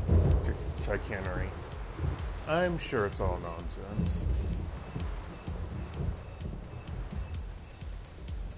That's not be doing the middle one. Her face reddens. That's ridiculous. The studio's doing better than ever. We're even expanding. No money lost here. Yeah, I suppose that Neville's gotten some new investors then. I wouldn't put any stock in Matrix rumors, especially the ones about new investment partners. Then he's got someone supporting him, like a new partner. That would make sense given his situation. Middle one. Someone new. For a moment, she's lost in thought, face twisted in concentration. No, I don't think so, but Neville did make some new friends while he was in Guangzhou. I can't pronounce the city, even though I've heard of it many times. Go on. Lady. No. Okay. There was a woman, even though I don't need a drink. She takes a sip of her water. I mean Chardonnay. I mean Cabernet or whatever the fudge, the fancy expensive alcoholic beverages. There was a woman, can't remember her name, who now visits Nevo regularly. I hear she's quite the fashionista. And I cracked because I was trying to do a falsetto voice. They sound close. Well, a powerful man like him must make a lot of friends. Is it a business or personal relationship? Penelope shrugs.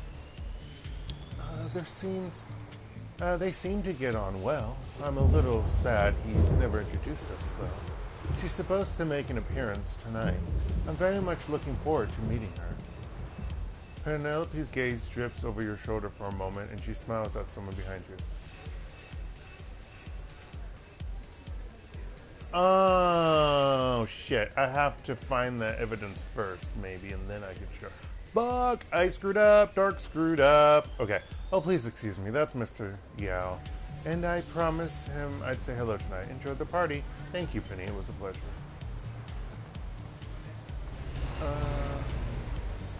Oh, I found out more about... Find out more about Mom's friend. Oh. Maybe that's fine.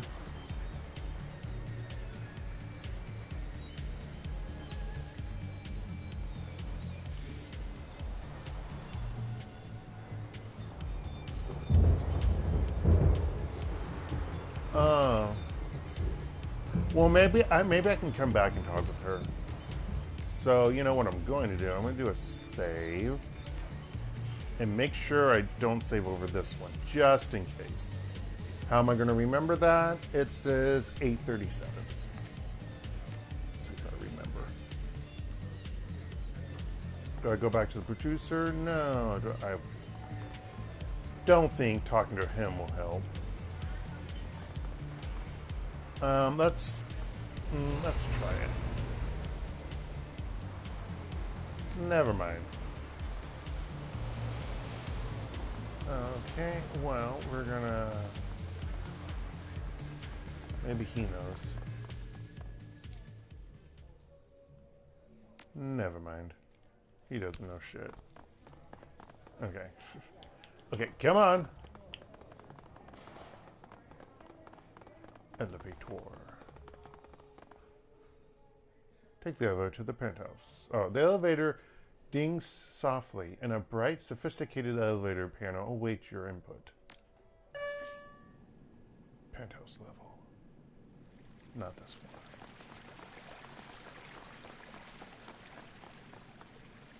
What the?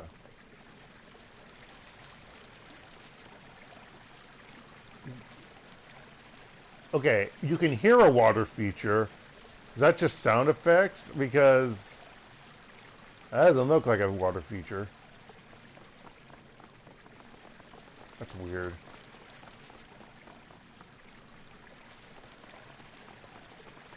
Or is it... Okay, it must be...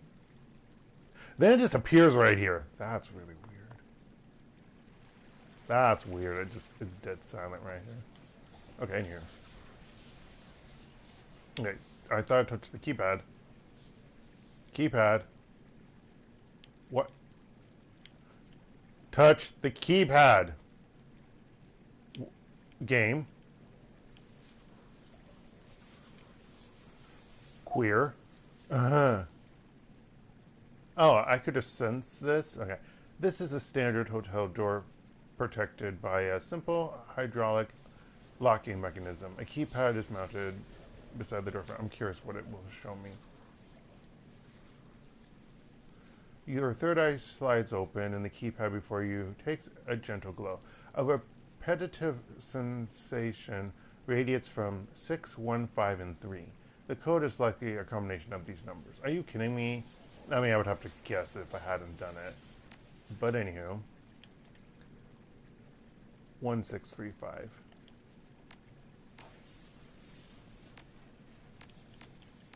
Ding a ding ding. The door unlocks. Why is it so cold in here?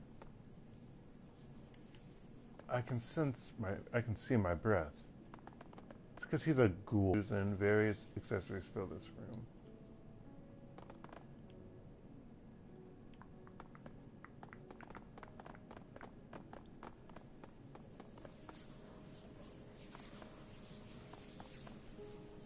They're whispering, that's creepy. Liquor cabinet. The music.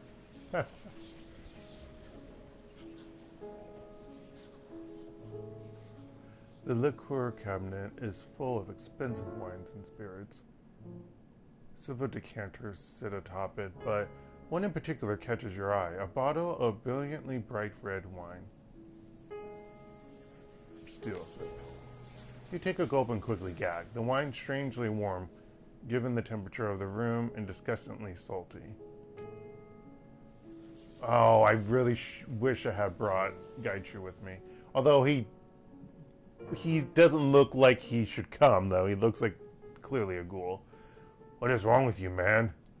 Did you usually dip into people's wine collections while illegally searching their houses? Well, look at that color. It's begging to be drunk. Lesson learned. Gross. Just one more sip. I don't care if it's cat's piss or Zeus's tears. What I do care about is that you've just left DNA evidence in an apartment we've broken into.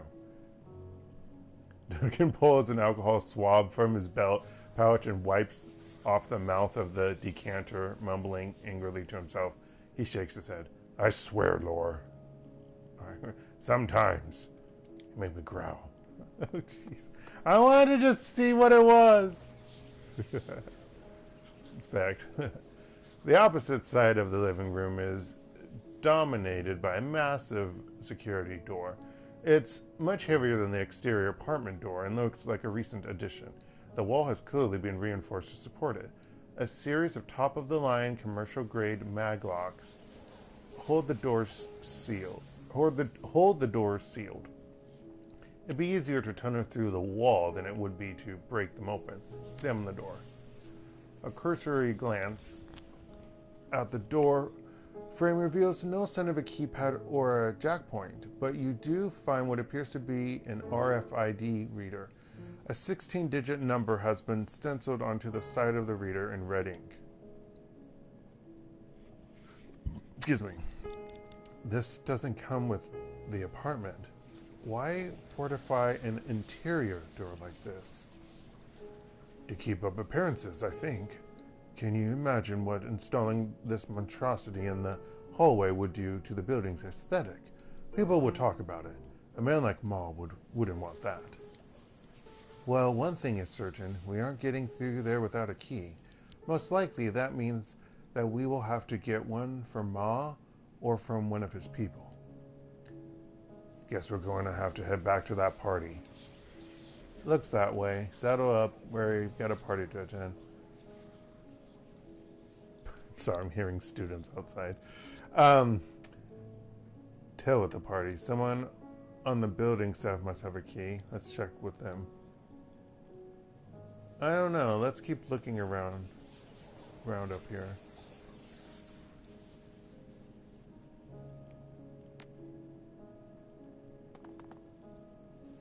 Vermont security door. Probably could talk with... I'm going to talk with all of them, even the worker.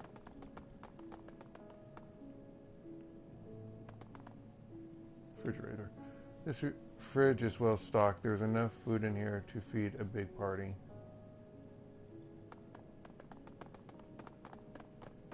I like how we just leave the door wide open. You question... Duncan, you question me about drinking things in other people's homes? We just left the door open.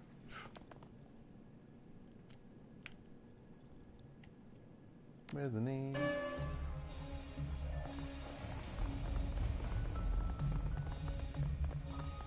Let's talk with this guy first. Good evening, sir. Welcome to the veranda. Oh, it's you again. What do you need this time? Just blatantly say this. Oh, I should have saved. Whatever.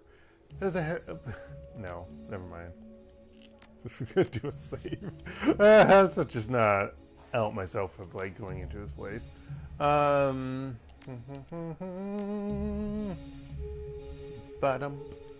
Okay. There's a heavy security door in Neville Ma's apartment. Know anything about that? The waiter opens his mouth to reply, then pauses. Just how do you know about that? When were you in Ma's apartment? A few days ago. I left something in there and I need to get it back. We don't want to cause a scene. I mean, we could go bother Ma during his party, but that would look just as bad for you as it would for us. He lowers his voice. Tell you what. Try talking to Chef Kong in the kitchen. He's got keys to just about every door in the place. On VIP request, he's expected to personally deliver their meal. It's a status thing. Compliments of the chef or whatever. Poor guy's spending so much time delivering food as he does cooking it. Worth a try. Thanks. No problem. Just, don't mention I sent you, alright? Chef's a vengeful man, so I don't want to get on his bad side. Never mind. Alright, sir, enjoy your day. That did not go correctly. Talk to her again. I think I tried that last time and failed. I think I failed on both of them, but I'm gonna talk to the chef. I saved. Yeah, now he's highlighted because he's the... Like how they go cook and don't say his name. The chef looks up from his pot of boiling water, red-faced and sweating. A name tag is pinned to his lapel. Chef Victor Kong. I don't know why we couldn't call him that and we just call him Cook. He has a name. Thought I told them to send in the waiter. Who the hell are you? I'm gonna be straight. I need to get past Neverma's security door. Heard you can help me get through Neverma's apartment security.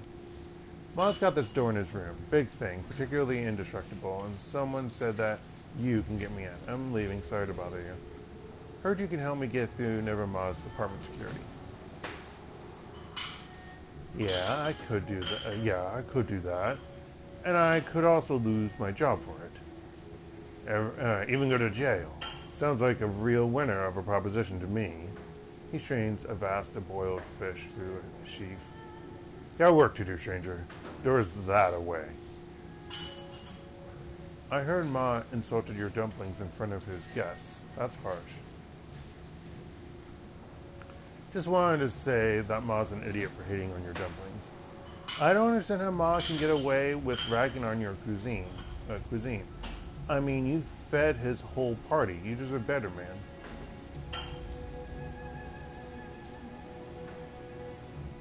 That one. His expression hardens. Yeah, cost me a raise and a whole lot of face. I bet that bastard didn't lose a wink of sleep over it either. With a single motion, the chef lops off a fish's head. Give me your key fob, and I'll make sure he loses sleep tonight. I know a thing or two that'll have Ma turning in his silk pajamas. Send your key fob the means to an end. Do I really? How about an exchange? Your key fob for Ma's guaranteed discomfort.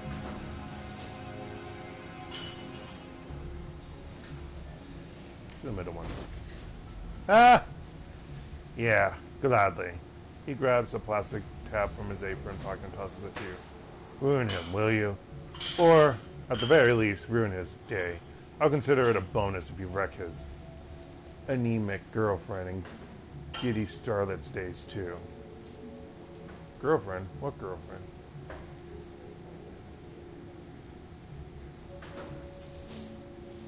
Sure, but I'll need to know more, especially about his girlfriend. What's her name? He snaps his fingers irritably. Kufeng.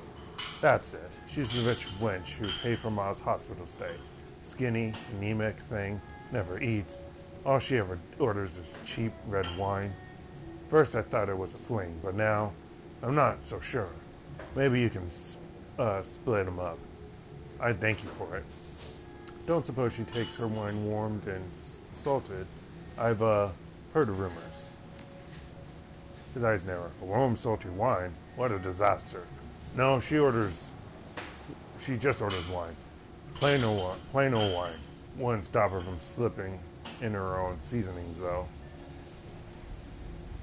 All right, thanks for your help, Chief, Chef. Jeez. No, thank you. All right.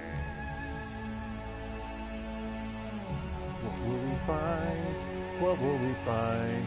What will we find? I forget because it's been a long time since I played this game. I don't remember about this quest.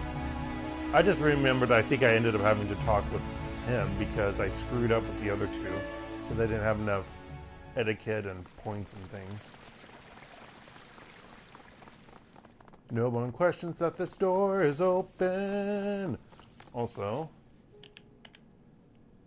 a small key fob that broadcasts an RFID signal. What does that actually stand for? I really don't know. I've heard of him. I mean, that's any key fob, right? Oh gosh, they turned on the AC again. Okay. This one is keyed to the heavy security door in the Neville Ma's apartment.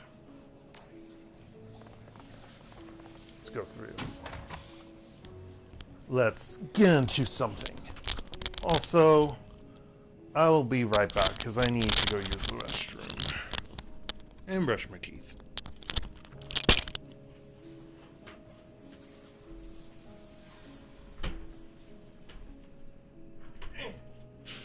Shut that.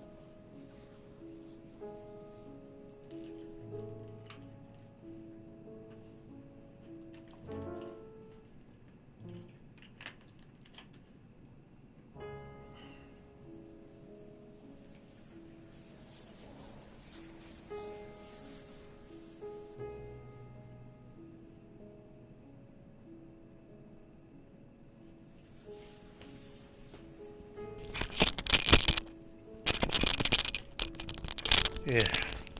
Can't believe tomorrow's my birthday. Blech. He said it's not on Wednesday. That would be really tiring. I mean, yeah, I'll be streaming, but I'll be tired as F. But anyhow, although I do have a counseling appointment tomorrow. So there's that. And, well, I have nursing students tomorrow, so, although, well, anyway.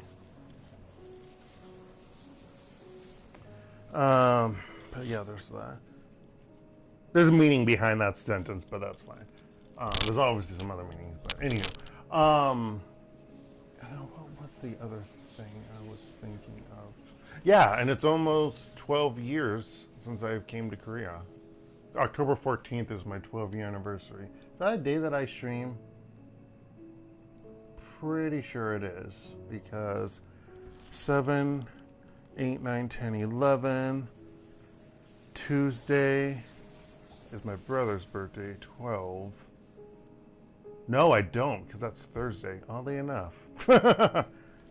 Anyhow. As you approach the door, a light set into your key fob goes from red to green. There is a loud series of thunks, and the door slides open. A blast of frigid air floods into the room from the other side. Yeah.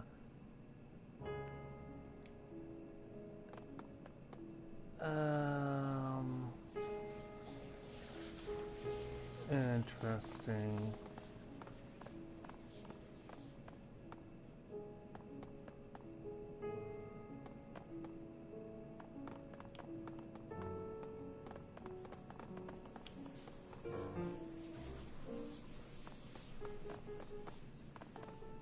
Cyber terminal. An expensive consumer-grade computer terminal awaits your input. The display background is set to a screen capture from Promises of Moonlight. Penelope Wong's radiant face beams at you from a corner of the screen. This must be Ma's personal computer, or terminal. Although, computer, whatever. He smiles. Can't think of a better place to dig for dirt on the man. Log in to the computer as a guest. A few keystrokes is all it takes to get into the computer's file structure.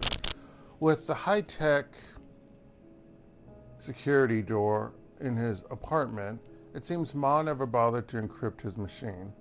An options menu appears on the screen. Search email. You read through Ma's email. Most of it's spam and boring business arrangements, but one detail stands out. Neva Ma is frequently emailing a woman named Ku Feng. They seem close, exchanging a lot of thinly veiled flirtation. It appears that Neville has been lavishing Ku Feng with money and affection. Expensive gifts, rent checks, dear Lord, miserable attempts at poetry, seeing to it that her every needs is met. Search financial records. Neville's financial records are astoundingly boring, aside from two major things. He spent next to nothing on his hospital bills, where it appears he only stayed for 3 days. And he's spending a lot of money on a woman named Ku Feng, jewelry, bills, clothes, and such. Oh, I really don't want to. I think I have an idea of what will be behind here, if it wasn't here. Unlock office door. With a push of a button, you unlock the office door on the other side of the room. An ominous thunk reverberates throughout the cold steel apartment.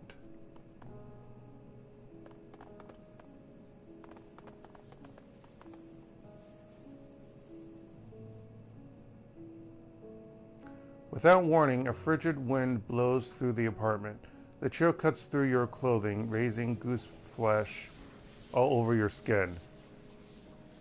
Do most people say goose flesh and not goose bumps?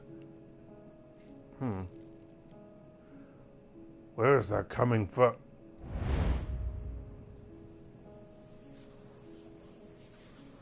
There is another blast of cold and pale a cold. There's another blast of cold, and a pale and imposing woman materializes out of thin air. A throng of black-faced men and women materialize alongside her. Mysterious woman. Ah, the little dog who's been sniffing around Neville Ma's affairs. Her voice is imperious, arrogant. Ku Feng, I presume? She nods. Just so. My servants have been watching you since you arrived. I suspect that you are an evil man, and that you are here to do harm to Neville, and so I came to stop you. Let's see. Spellcasting or conjuring. Use astral perception to read the woman's aura. You focus your vision on the astral plane and expand your senses to take in the woman's aura. Black shadows color her essence, the kind of markings often found in the auras of terminal cancer patients and vampires.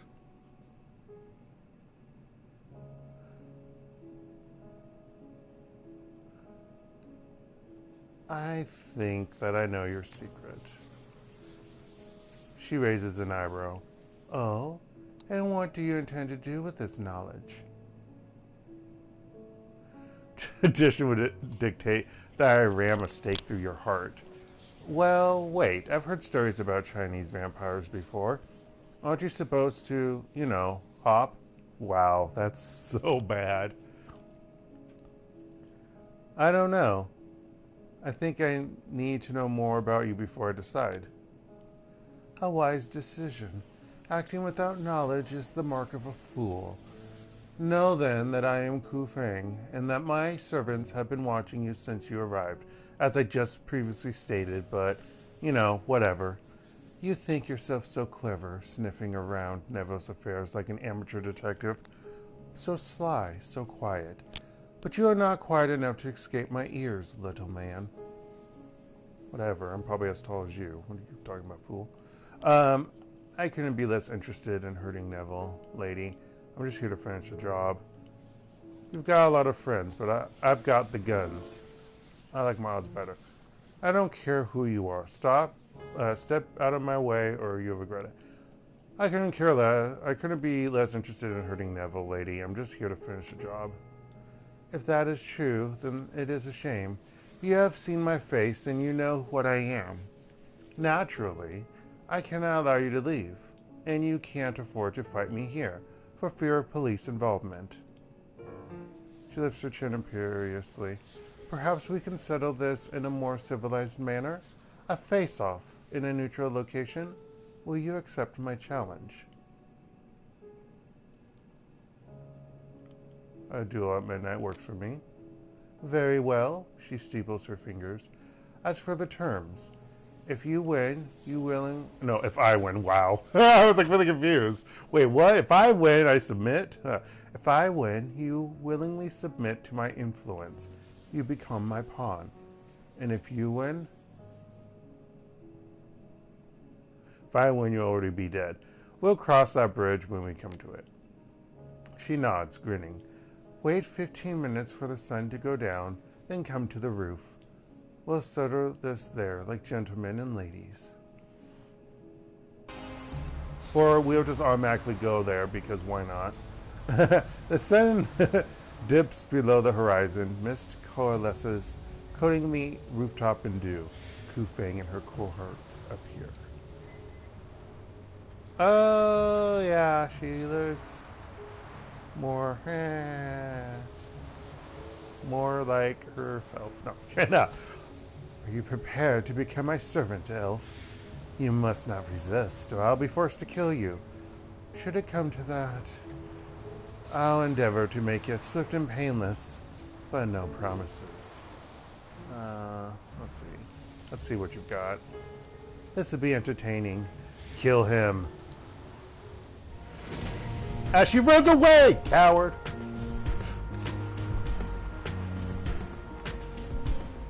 Yeah, there's a whole lot of... There's a whole lot more people than who she was there. Penthouse level, why is that flashing? Is there a number that I don't see, game? Because My screen doesn't allow me to see everything because that's messed up. Okay, so let's see. We have a civilian. Oh, that's lovely. Probably a civilian with a gun. Civilian. Civilian. They're all civilians. Lovely. I think she has an auto heal. Yeah, vampiric regeneration. Oh crap. Okay. Ooh, Dana Moo, bamboo, pretty bamboo. Wait, ruined bamboo with light fixtures. What the fuck? Okay. I could try to go here, and then be subjected to death of all sorts, which I wouldn't like. So let's see here.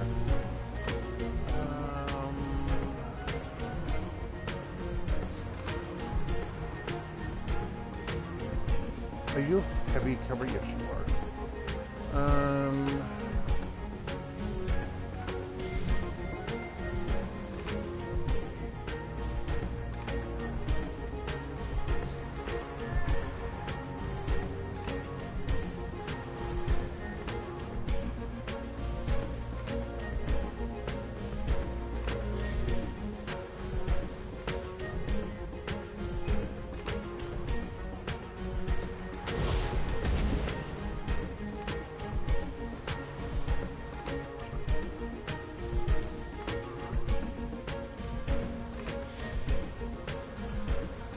Let's see.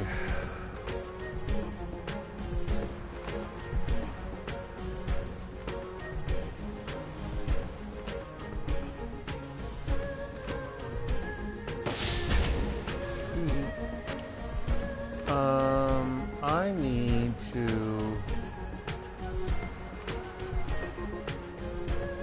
put you behind cover.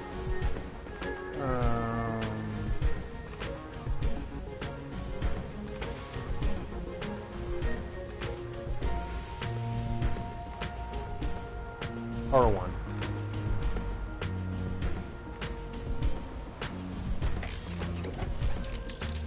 Drone takeover.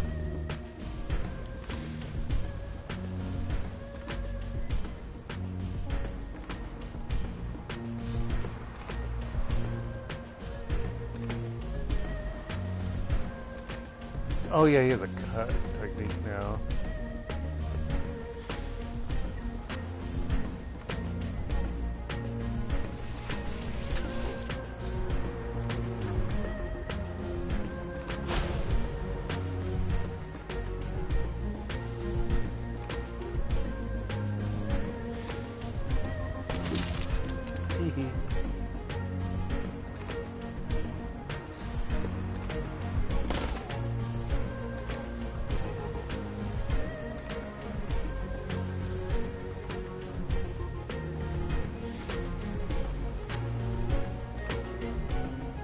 Thought he was going to actually be able to slice her.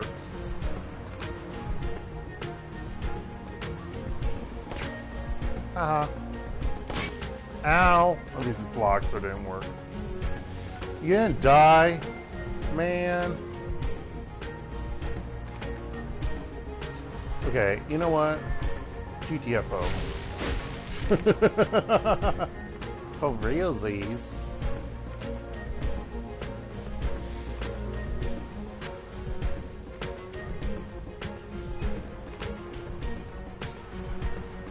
You're a medium cover, I just like that.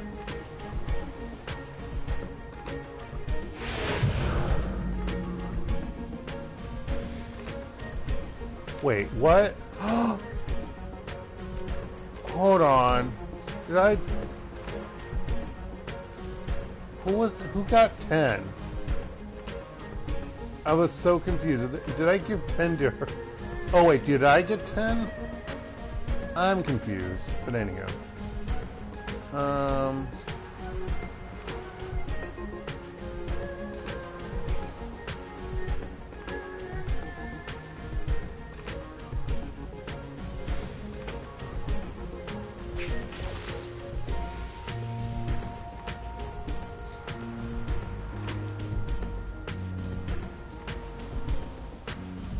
Let's see. You're flanked. You're in the open. You're flanked. Really, that's it?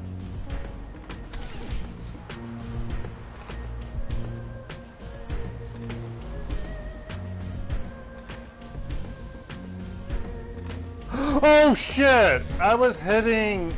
Oh god damn it. I didn't realize I was hitting Isabel. Oh, fuck me. Fuck me! Oh my gosh, I feel so stupid.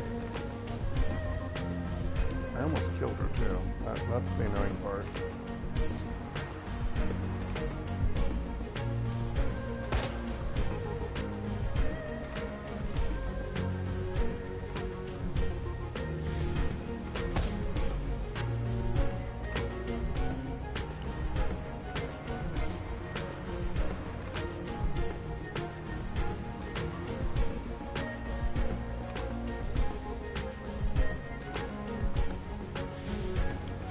Wait, what? I can't heal myself? Game.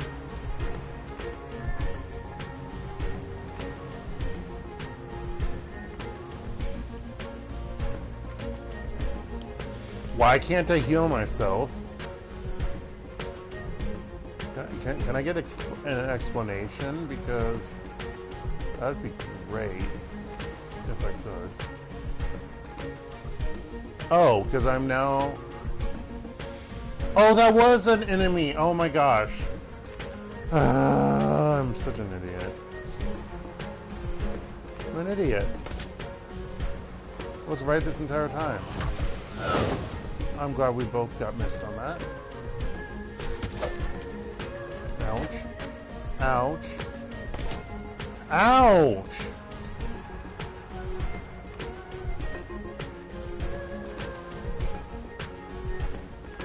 Get out of here.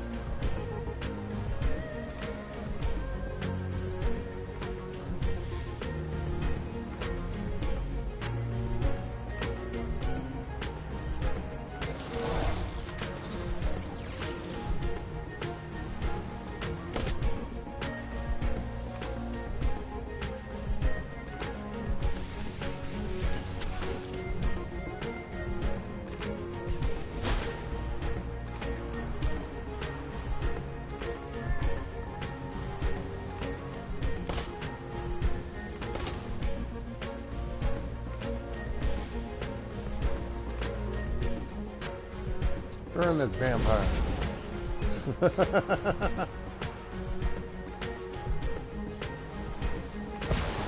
Oh, dang it.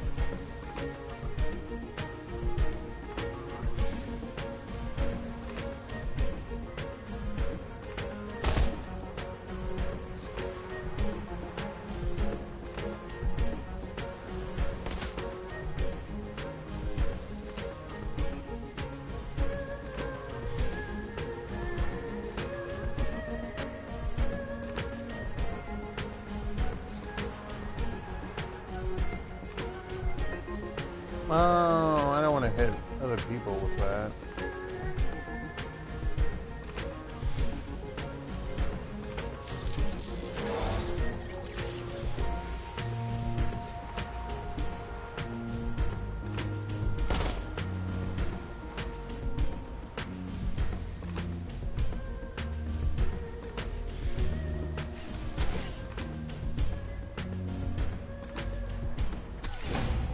Ah.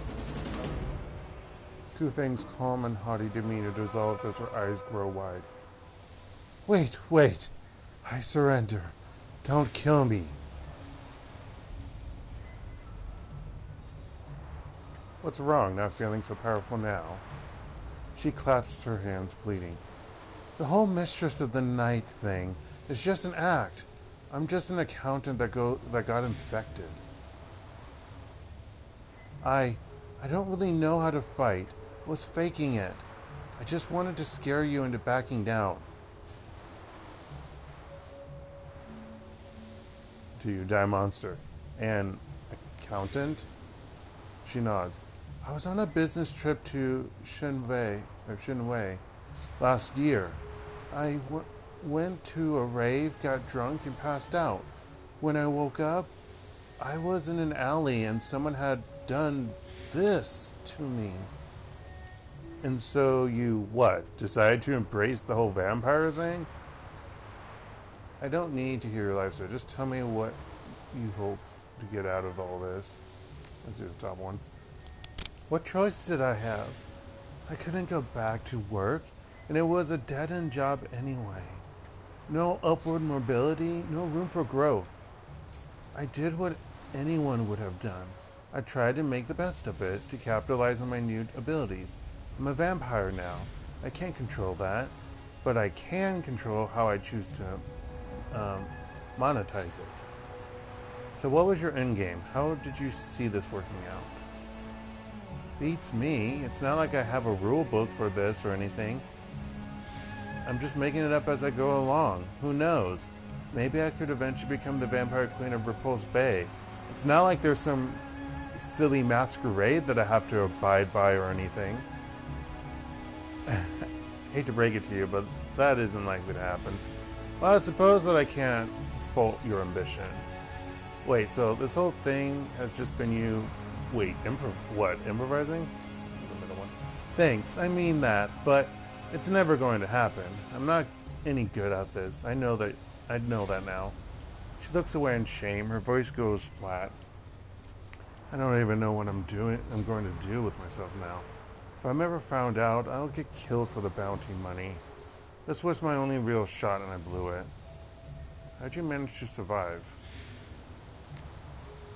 I've been hiding out in Kowloon. I was hoping to just disappear. As far as my friends and family know, I'm missing, maybe dead. Her chest hitches. She looks miserable.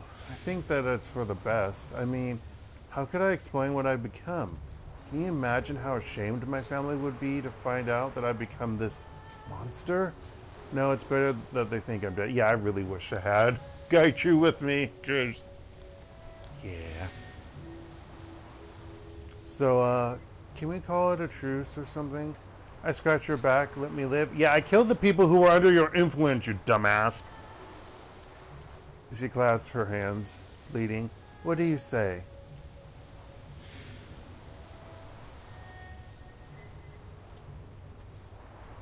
Wait, that wasn't my deal. I never said I would kill her. It was just part of the, what you would expect. I think we can work something out conditionally. She nods eagerly. Yes, yes, anything. Just tell me what you need. First off, I want some answers. I'll tell you whatever you want to know. You ask the questions and I'll answer. No lying, I promise. How are you and Nevermore connected?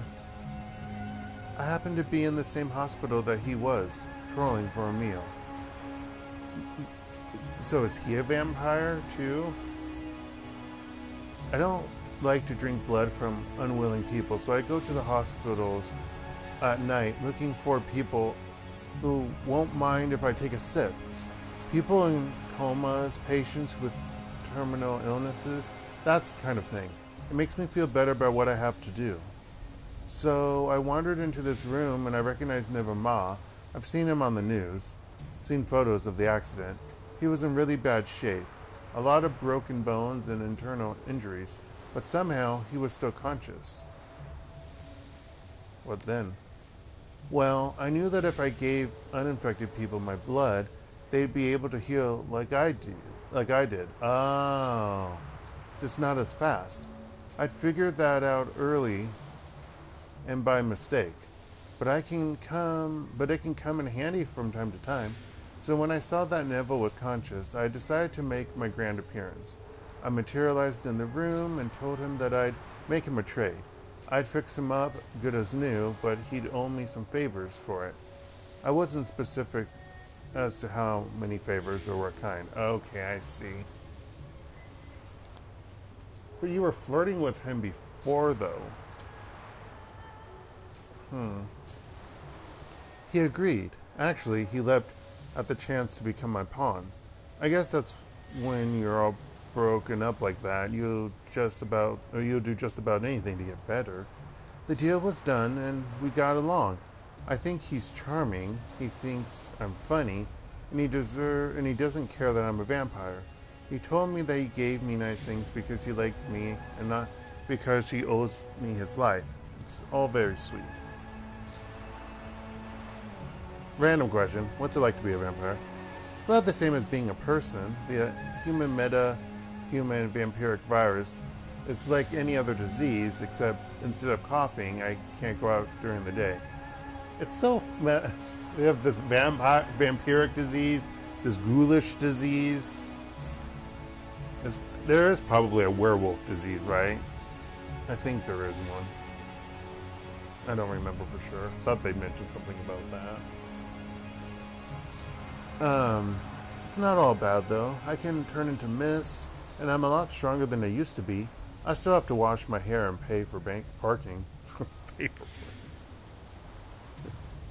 You know what I miss the most? Steamed buns. I can't eat or drink anything except blood, and I loved food or street food before I got infected. Sometimes I'll walk by food courts just to smell the things they're frying up. But if I buy something, 10 minutes later, it's all coming back up in a mess. Is it a cure? I wish, but no. The only cure is being tossed in a bonfire or having your head cut off. And almost every nation in the world will pay a bounty for a dead vampire. It's not like I had much of a choice, you know? But be a vampire or get killed for some quick cash. It's a pretty raw deal for me either way. It's so messed up that they don't put research into it. I mean, imagine all the research they could do with all this kind of epidemic when they did it for COVID-19. No. Well, some people reap the benefits. I don't know how many people have actually gotten it worldwide. I need to look into that. I'm curious. You know, we're all in this together, which we all knew that was bullshit. Anyhow, I've decided what's going to happen. Okay, she exhales heavily. What's it going to be? You're going to go to Neville to fire Penelope Wong. Ah! Or you're going to get Neville to fire Penelope Wong. Go in hiding. Don't contact Neville again, and I'll come back for you. You're going to live up to your potential, and I'm going to help you. How? I don't care about your problems. I'm going to kill you. You're going to get Neville to fire Penelope Wong. Wait, all of this about that stupid soap opera? I take the jobs that pay, lady. I can't believe it. Of all the idiotic reasons to blow my cover, fine, I'll make Neville get rid of her. You're sure you can convince him? Neville can't say no to me. I mean that quite literally. He'll do it, no question. And what about Neville and I? I don't care who Neville Ma associates with. Thank you. He knows what I am and doesn't care because I saved his life. I won't trouble you again.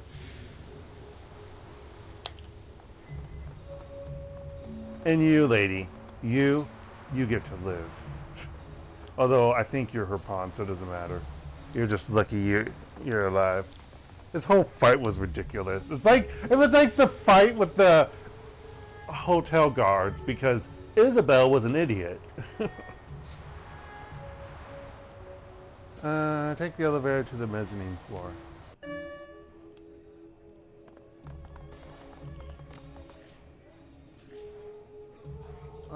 Let's see. So I can still save over that. This whole thing is ridiculous.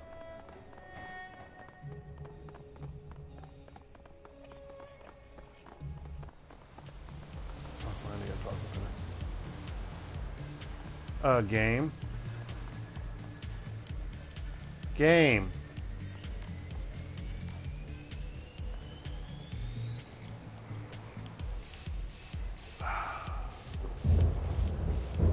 Why does this game do this? Okay, so I was able to talk with him. Can I talk with Penelope? Oh, I guess because I already did the quest and got a result, I can't. Well, that's lovely. Okay, can I talk with the... No. Okay, whatever. Hopefully he'll convince... Well, he'll probably... What's-his-face will probably talk with her and he'll get her.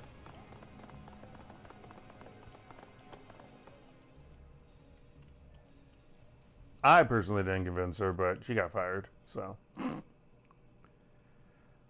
The clink of glasses and sound of Nevama's party fades into the distance as you leave the repulse bay.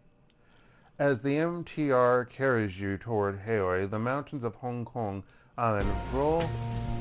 What is with the music? By as looming masses obscured by rain and storm clouds. Penelope Wong has been fired from Promises in Moonlight, and Ma will be at a serious disadvantage without her. The whims of Trid viewers shift as readily as the tide. And without the Starlet's presence, Promises in Moonlight will undoubtedly lose ratings. However, with Ku Feng at his side, Nevama may be able to thwart any of Dr. Shenyang's attempts to undermine his other business.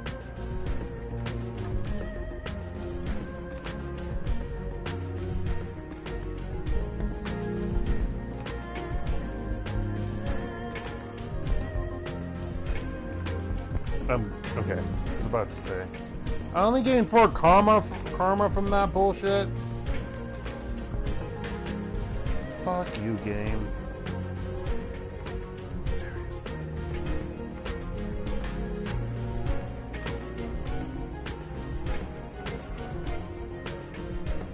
I forget if he gives me it. No, I think I have to load it up. Law speaking into the air as you approach, his bulky goggles flash with an unusually diverse array of conditions lights. Wait, what? How about condition lights, maybe? I don't know. Yo, T0, I gotta go, man. This is the cat I was telling you about. Cockle Fleur whines softly as a set of lenses focus on you. Lore, what's going on? What have you been up to?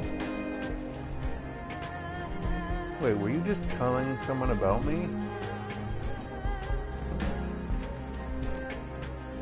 Don't worry, T0 is Wampion. He's so cool, he's like refrigerant. Oh gosh, that's a horrible joke.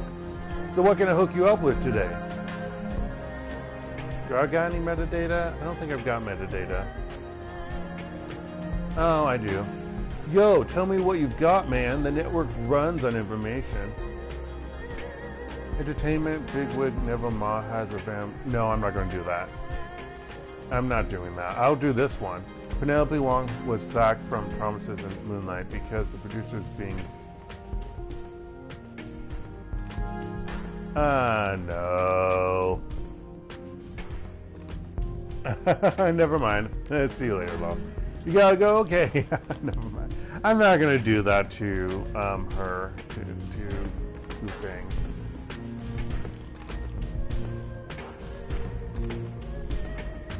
I will post the pay data, though. Oh, people gained levels. Ba-dum-ba-ba-bum. Okay, so level 4 for everyone. Gobit got +1, got body, willpower, conjuring, spirit summoning, SMGs, and spirit control by +1.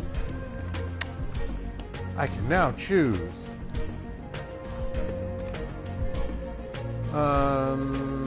Poison Fog. Golbit's Poison Fog is upgraded to Acidic Fog, doing AP damage to those affected as well as HP. Yeah, I don't trust. Okay, spiritual summon Shrine Spirits. Shrine Spirits summoned by Golbit are now present for an additional turn before dispelling themselves for a total of 3 rounds. Shrine Spirits. I don't know what that means. Is that like with some ability with a shrine? Yeah, I don't know because they added some things to the shaman, at least for her, so I'm kind of confused. I'm just gonna up her ability.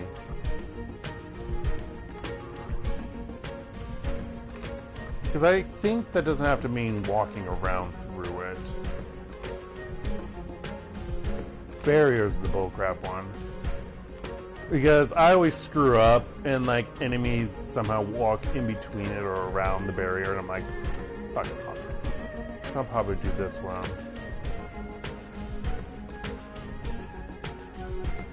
Ace 3. That's gonna be something I want.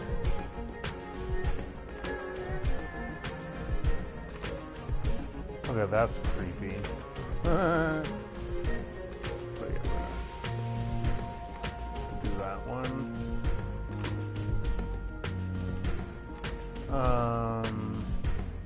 Predator augment ability overclock.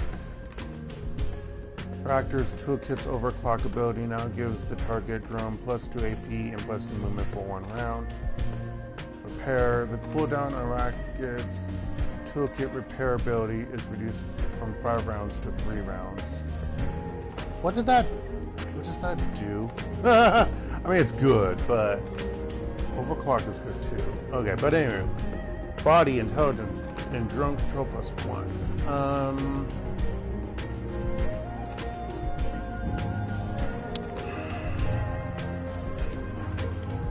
Oh, it's a repair ability? That's like a type of healing, right?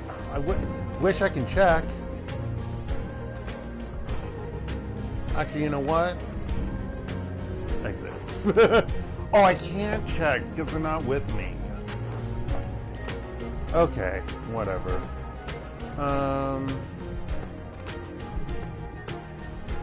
I think Shrine... Yeah, aren't Shrine Spirit... Aren't that... It's not like where you summon them from. That's considered a Shrine Spirit. That might be it. Whatever, I want that.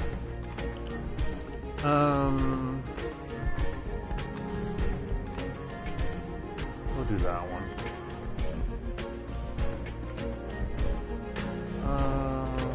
Oh yeah, I said I was not going to do that, right?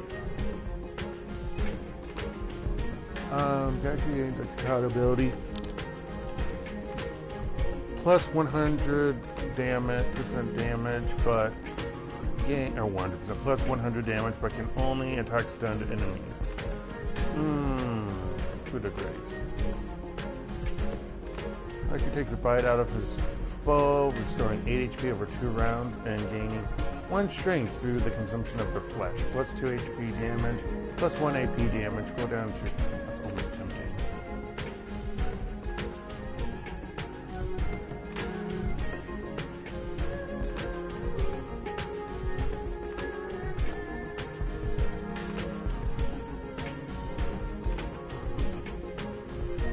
I almost want this too, but let's wait.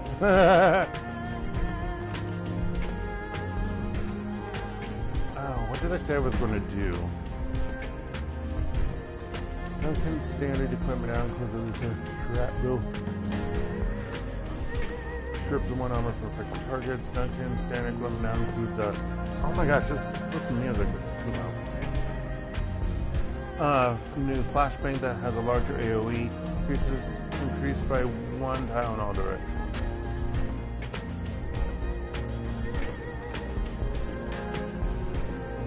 Let's do that.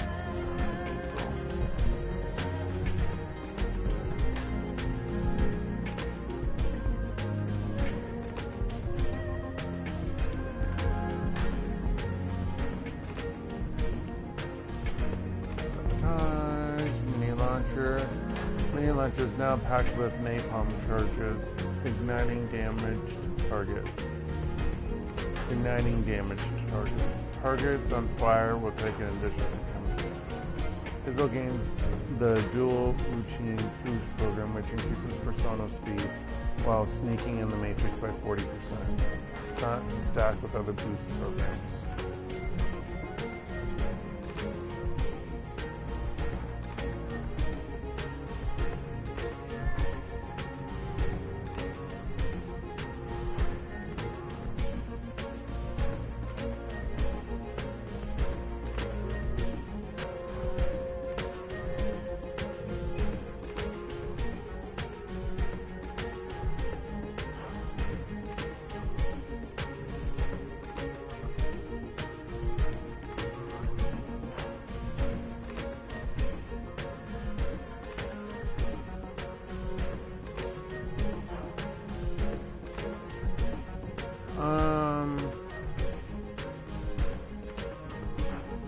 Probably do these last two matrix.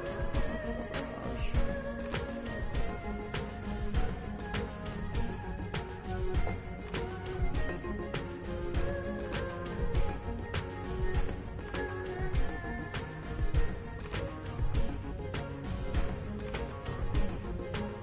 Although that will probably, oh no, you move fast enough in my opinion. Okay, body, quickness, range, combat, and decking +1. Biotech +2, and then dodge, pistol, and ESP control +1.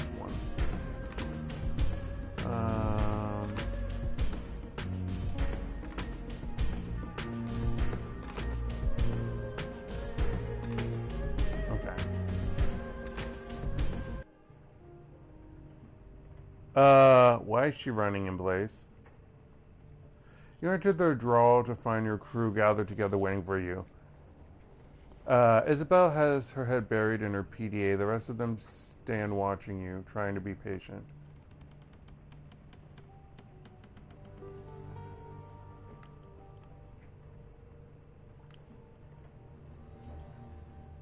What's going on? I've got to talk with everyone. Isabel paces up and back, trying to decide how to begin. Okay, it's so awkward that Golbet is like stuck there. I've been doing my homework on Josephine's song and sung mechanical services.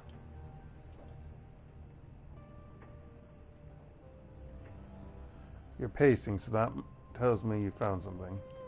Oh yeah, I found something, all right. Isabel lifts her PDA to her face and consults her notes. In 2011, Song Mechanical Services was a D-level corp floundering in the shallow end of the Hong Kong corporate pool. That's when Josephine Shui married into the family. Josephine thought big. She conceived a massive project that would catapult TMS into the big time, something she called the Prosperity Project. Prosperity? That's what Raymond was mumbling about. What is the Prosperity Project? PP for short. Once upon a time in the 1900s, the walled city was a densely populated slum. Something like 30,000 people crammed into 6.5 acres. Wait, I've heard this story before. It's a shithole. Hell on earth, yada yada yada. That's today's walled city. The second walled city. The first walled city started life well over 100 years ago and lasted through both world wars and almost through to the Awakening. It was torn down in 1994 when the government had finally had enough of it, becoming such a haven for criminals that the cops would only enter in large, well-armed groups. Now, sounds familiar as I'm running in place. Gotta get my cardio. In 2021, Josephine Song proposed a vision for a new type of low-income housing project, the Prosperity Project, a self-contained, low-cost walking neighborhood for the poor, but on a grand scale. The Prosperity Project would give Hong Kong's poor and the flood of refugees pouring into the country a place they could call their own, something that felt more permanent than the sprawling tent city that spontaneously sprang up after the first walled city was demolished. The Prosperity Project would replace the tent city and would be symbolically built on the site of the old walled city. The slogan was, "A place of dignity where prosperity begins." The apartments weren't much bigger than the space you'd get in your average coffin motel, but they were built around plazas and marketplaces that contained goods and services catering to the poor. The government forgot the lessons of the last walled city. They loved the idea of containing the refugees and the poor to only a few densely populated blocks. It kept them out of the public eye. Securing the contract catapulted Song Mechanical Services' fortunes ahead. It eventually put Josephine Song onto the executive board.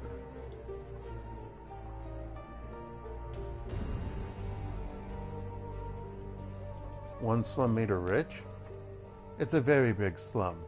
Apparently, that was only the beginning of a series of lucrative building contracts that propelled TMS into the big time. Where's Raymond come into all of this? Raymond Black doesn't come into it at all, but Edward Song does. Josephine's husband or son? Son. Raymond Black was actually Edward Song, the only son of Josephine Song and her late husband Breakwater Song. Edward was in charge of laying the groundwork for the walled city, excavation and utilities running in power lines, sewage, that kind of thing. So our secret foster grandmother is trying to kill us? What kind of name is Breakwater? No, come on. I always wondered where Raymond's money came from. It looks that way, yeah. Actor chuckles softly to himself. Wait, this doesn't make any sense. Remember that massive gray water leak that flooded the basement back in '48? When we got back from that camping trip in the Salish? Ray screamed bloody murder about that. Yeah, remember what happened to Mrs. Maloney? You mean her feet? Wu winces and lets out a grunt of disgust. They swelled to like 3 times their normal size. Yeah, thanks for bringing back that memory, he sobers. But think about it. Did Raymond have any idea how to fix it? No. Ray didn't know the first thing about sewer lines. He hired a small army of plumbers, probably paid a double what the job was worth to fix the thing. And it still took almost 2 months to get that leak under control.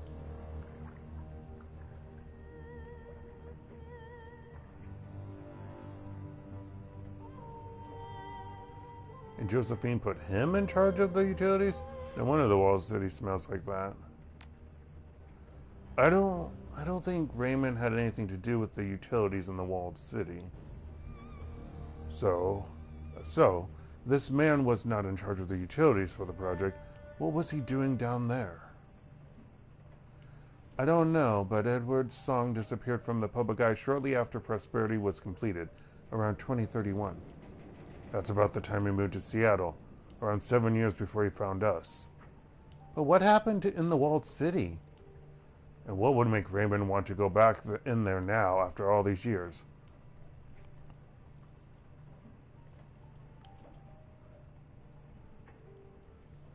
I don't know, but I intend to find out. Okay, thank goodness. Oh, I got some more karma. Okay. Just seeing her run like that was really annoying.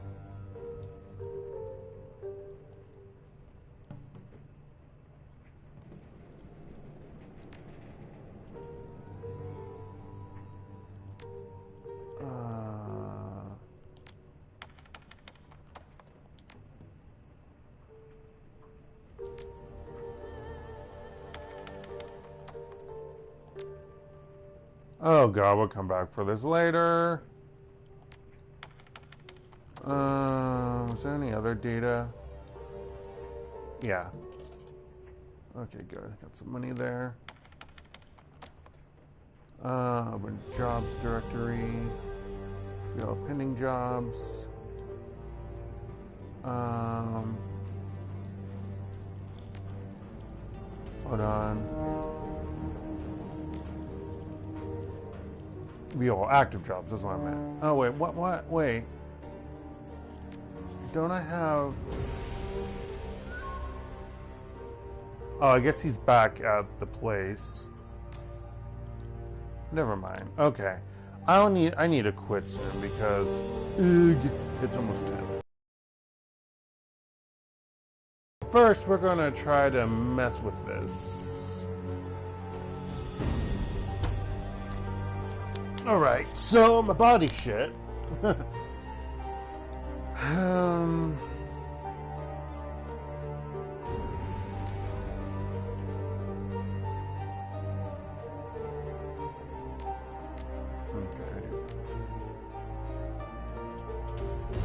Excuse me.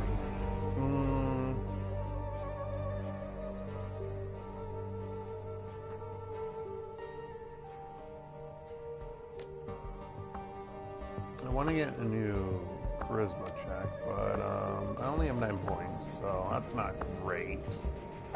I think I'm going to add a point to body, and I'm going to raise my... Actually, you know what? No. F my body. Raise my quickness. And...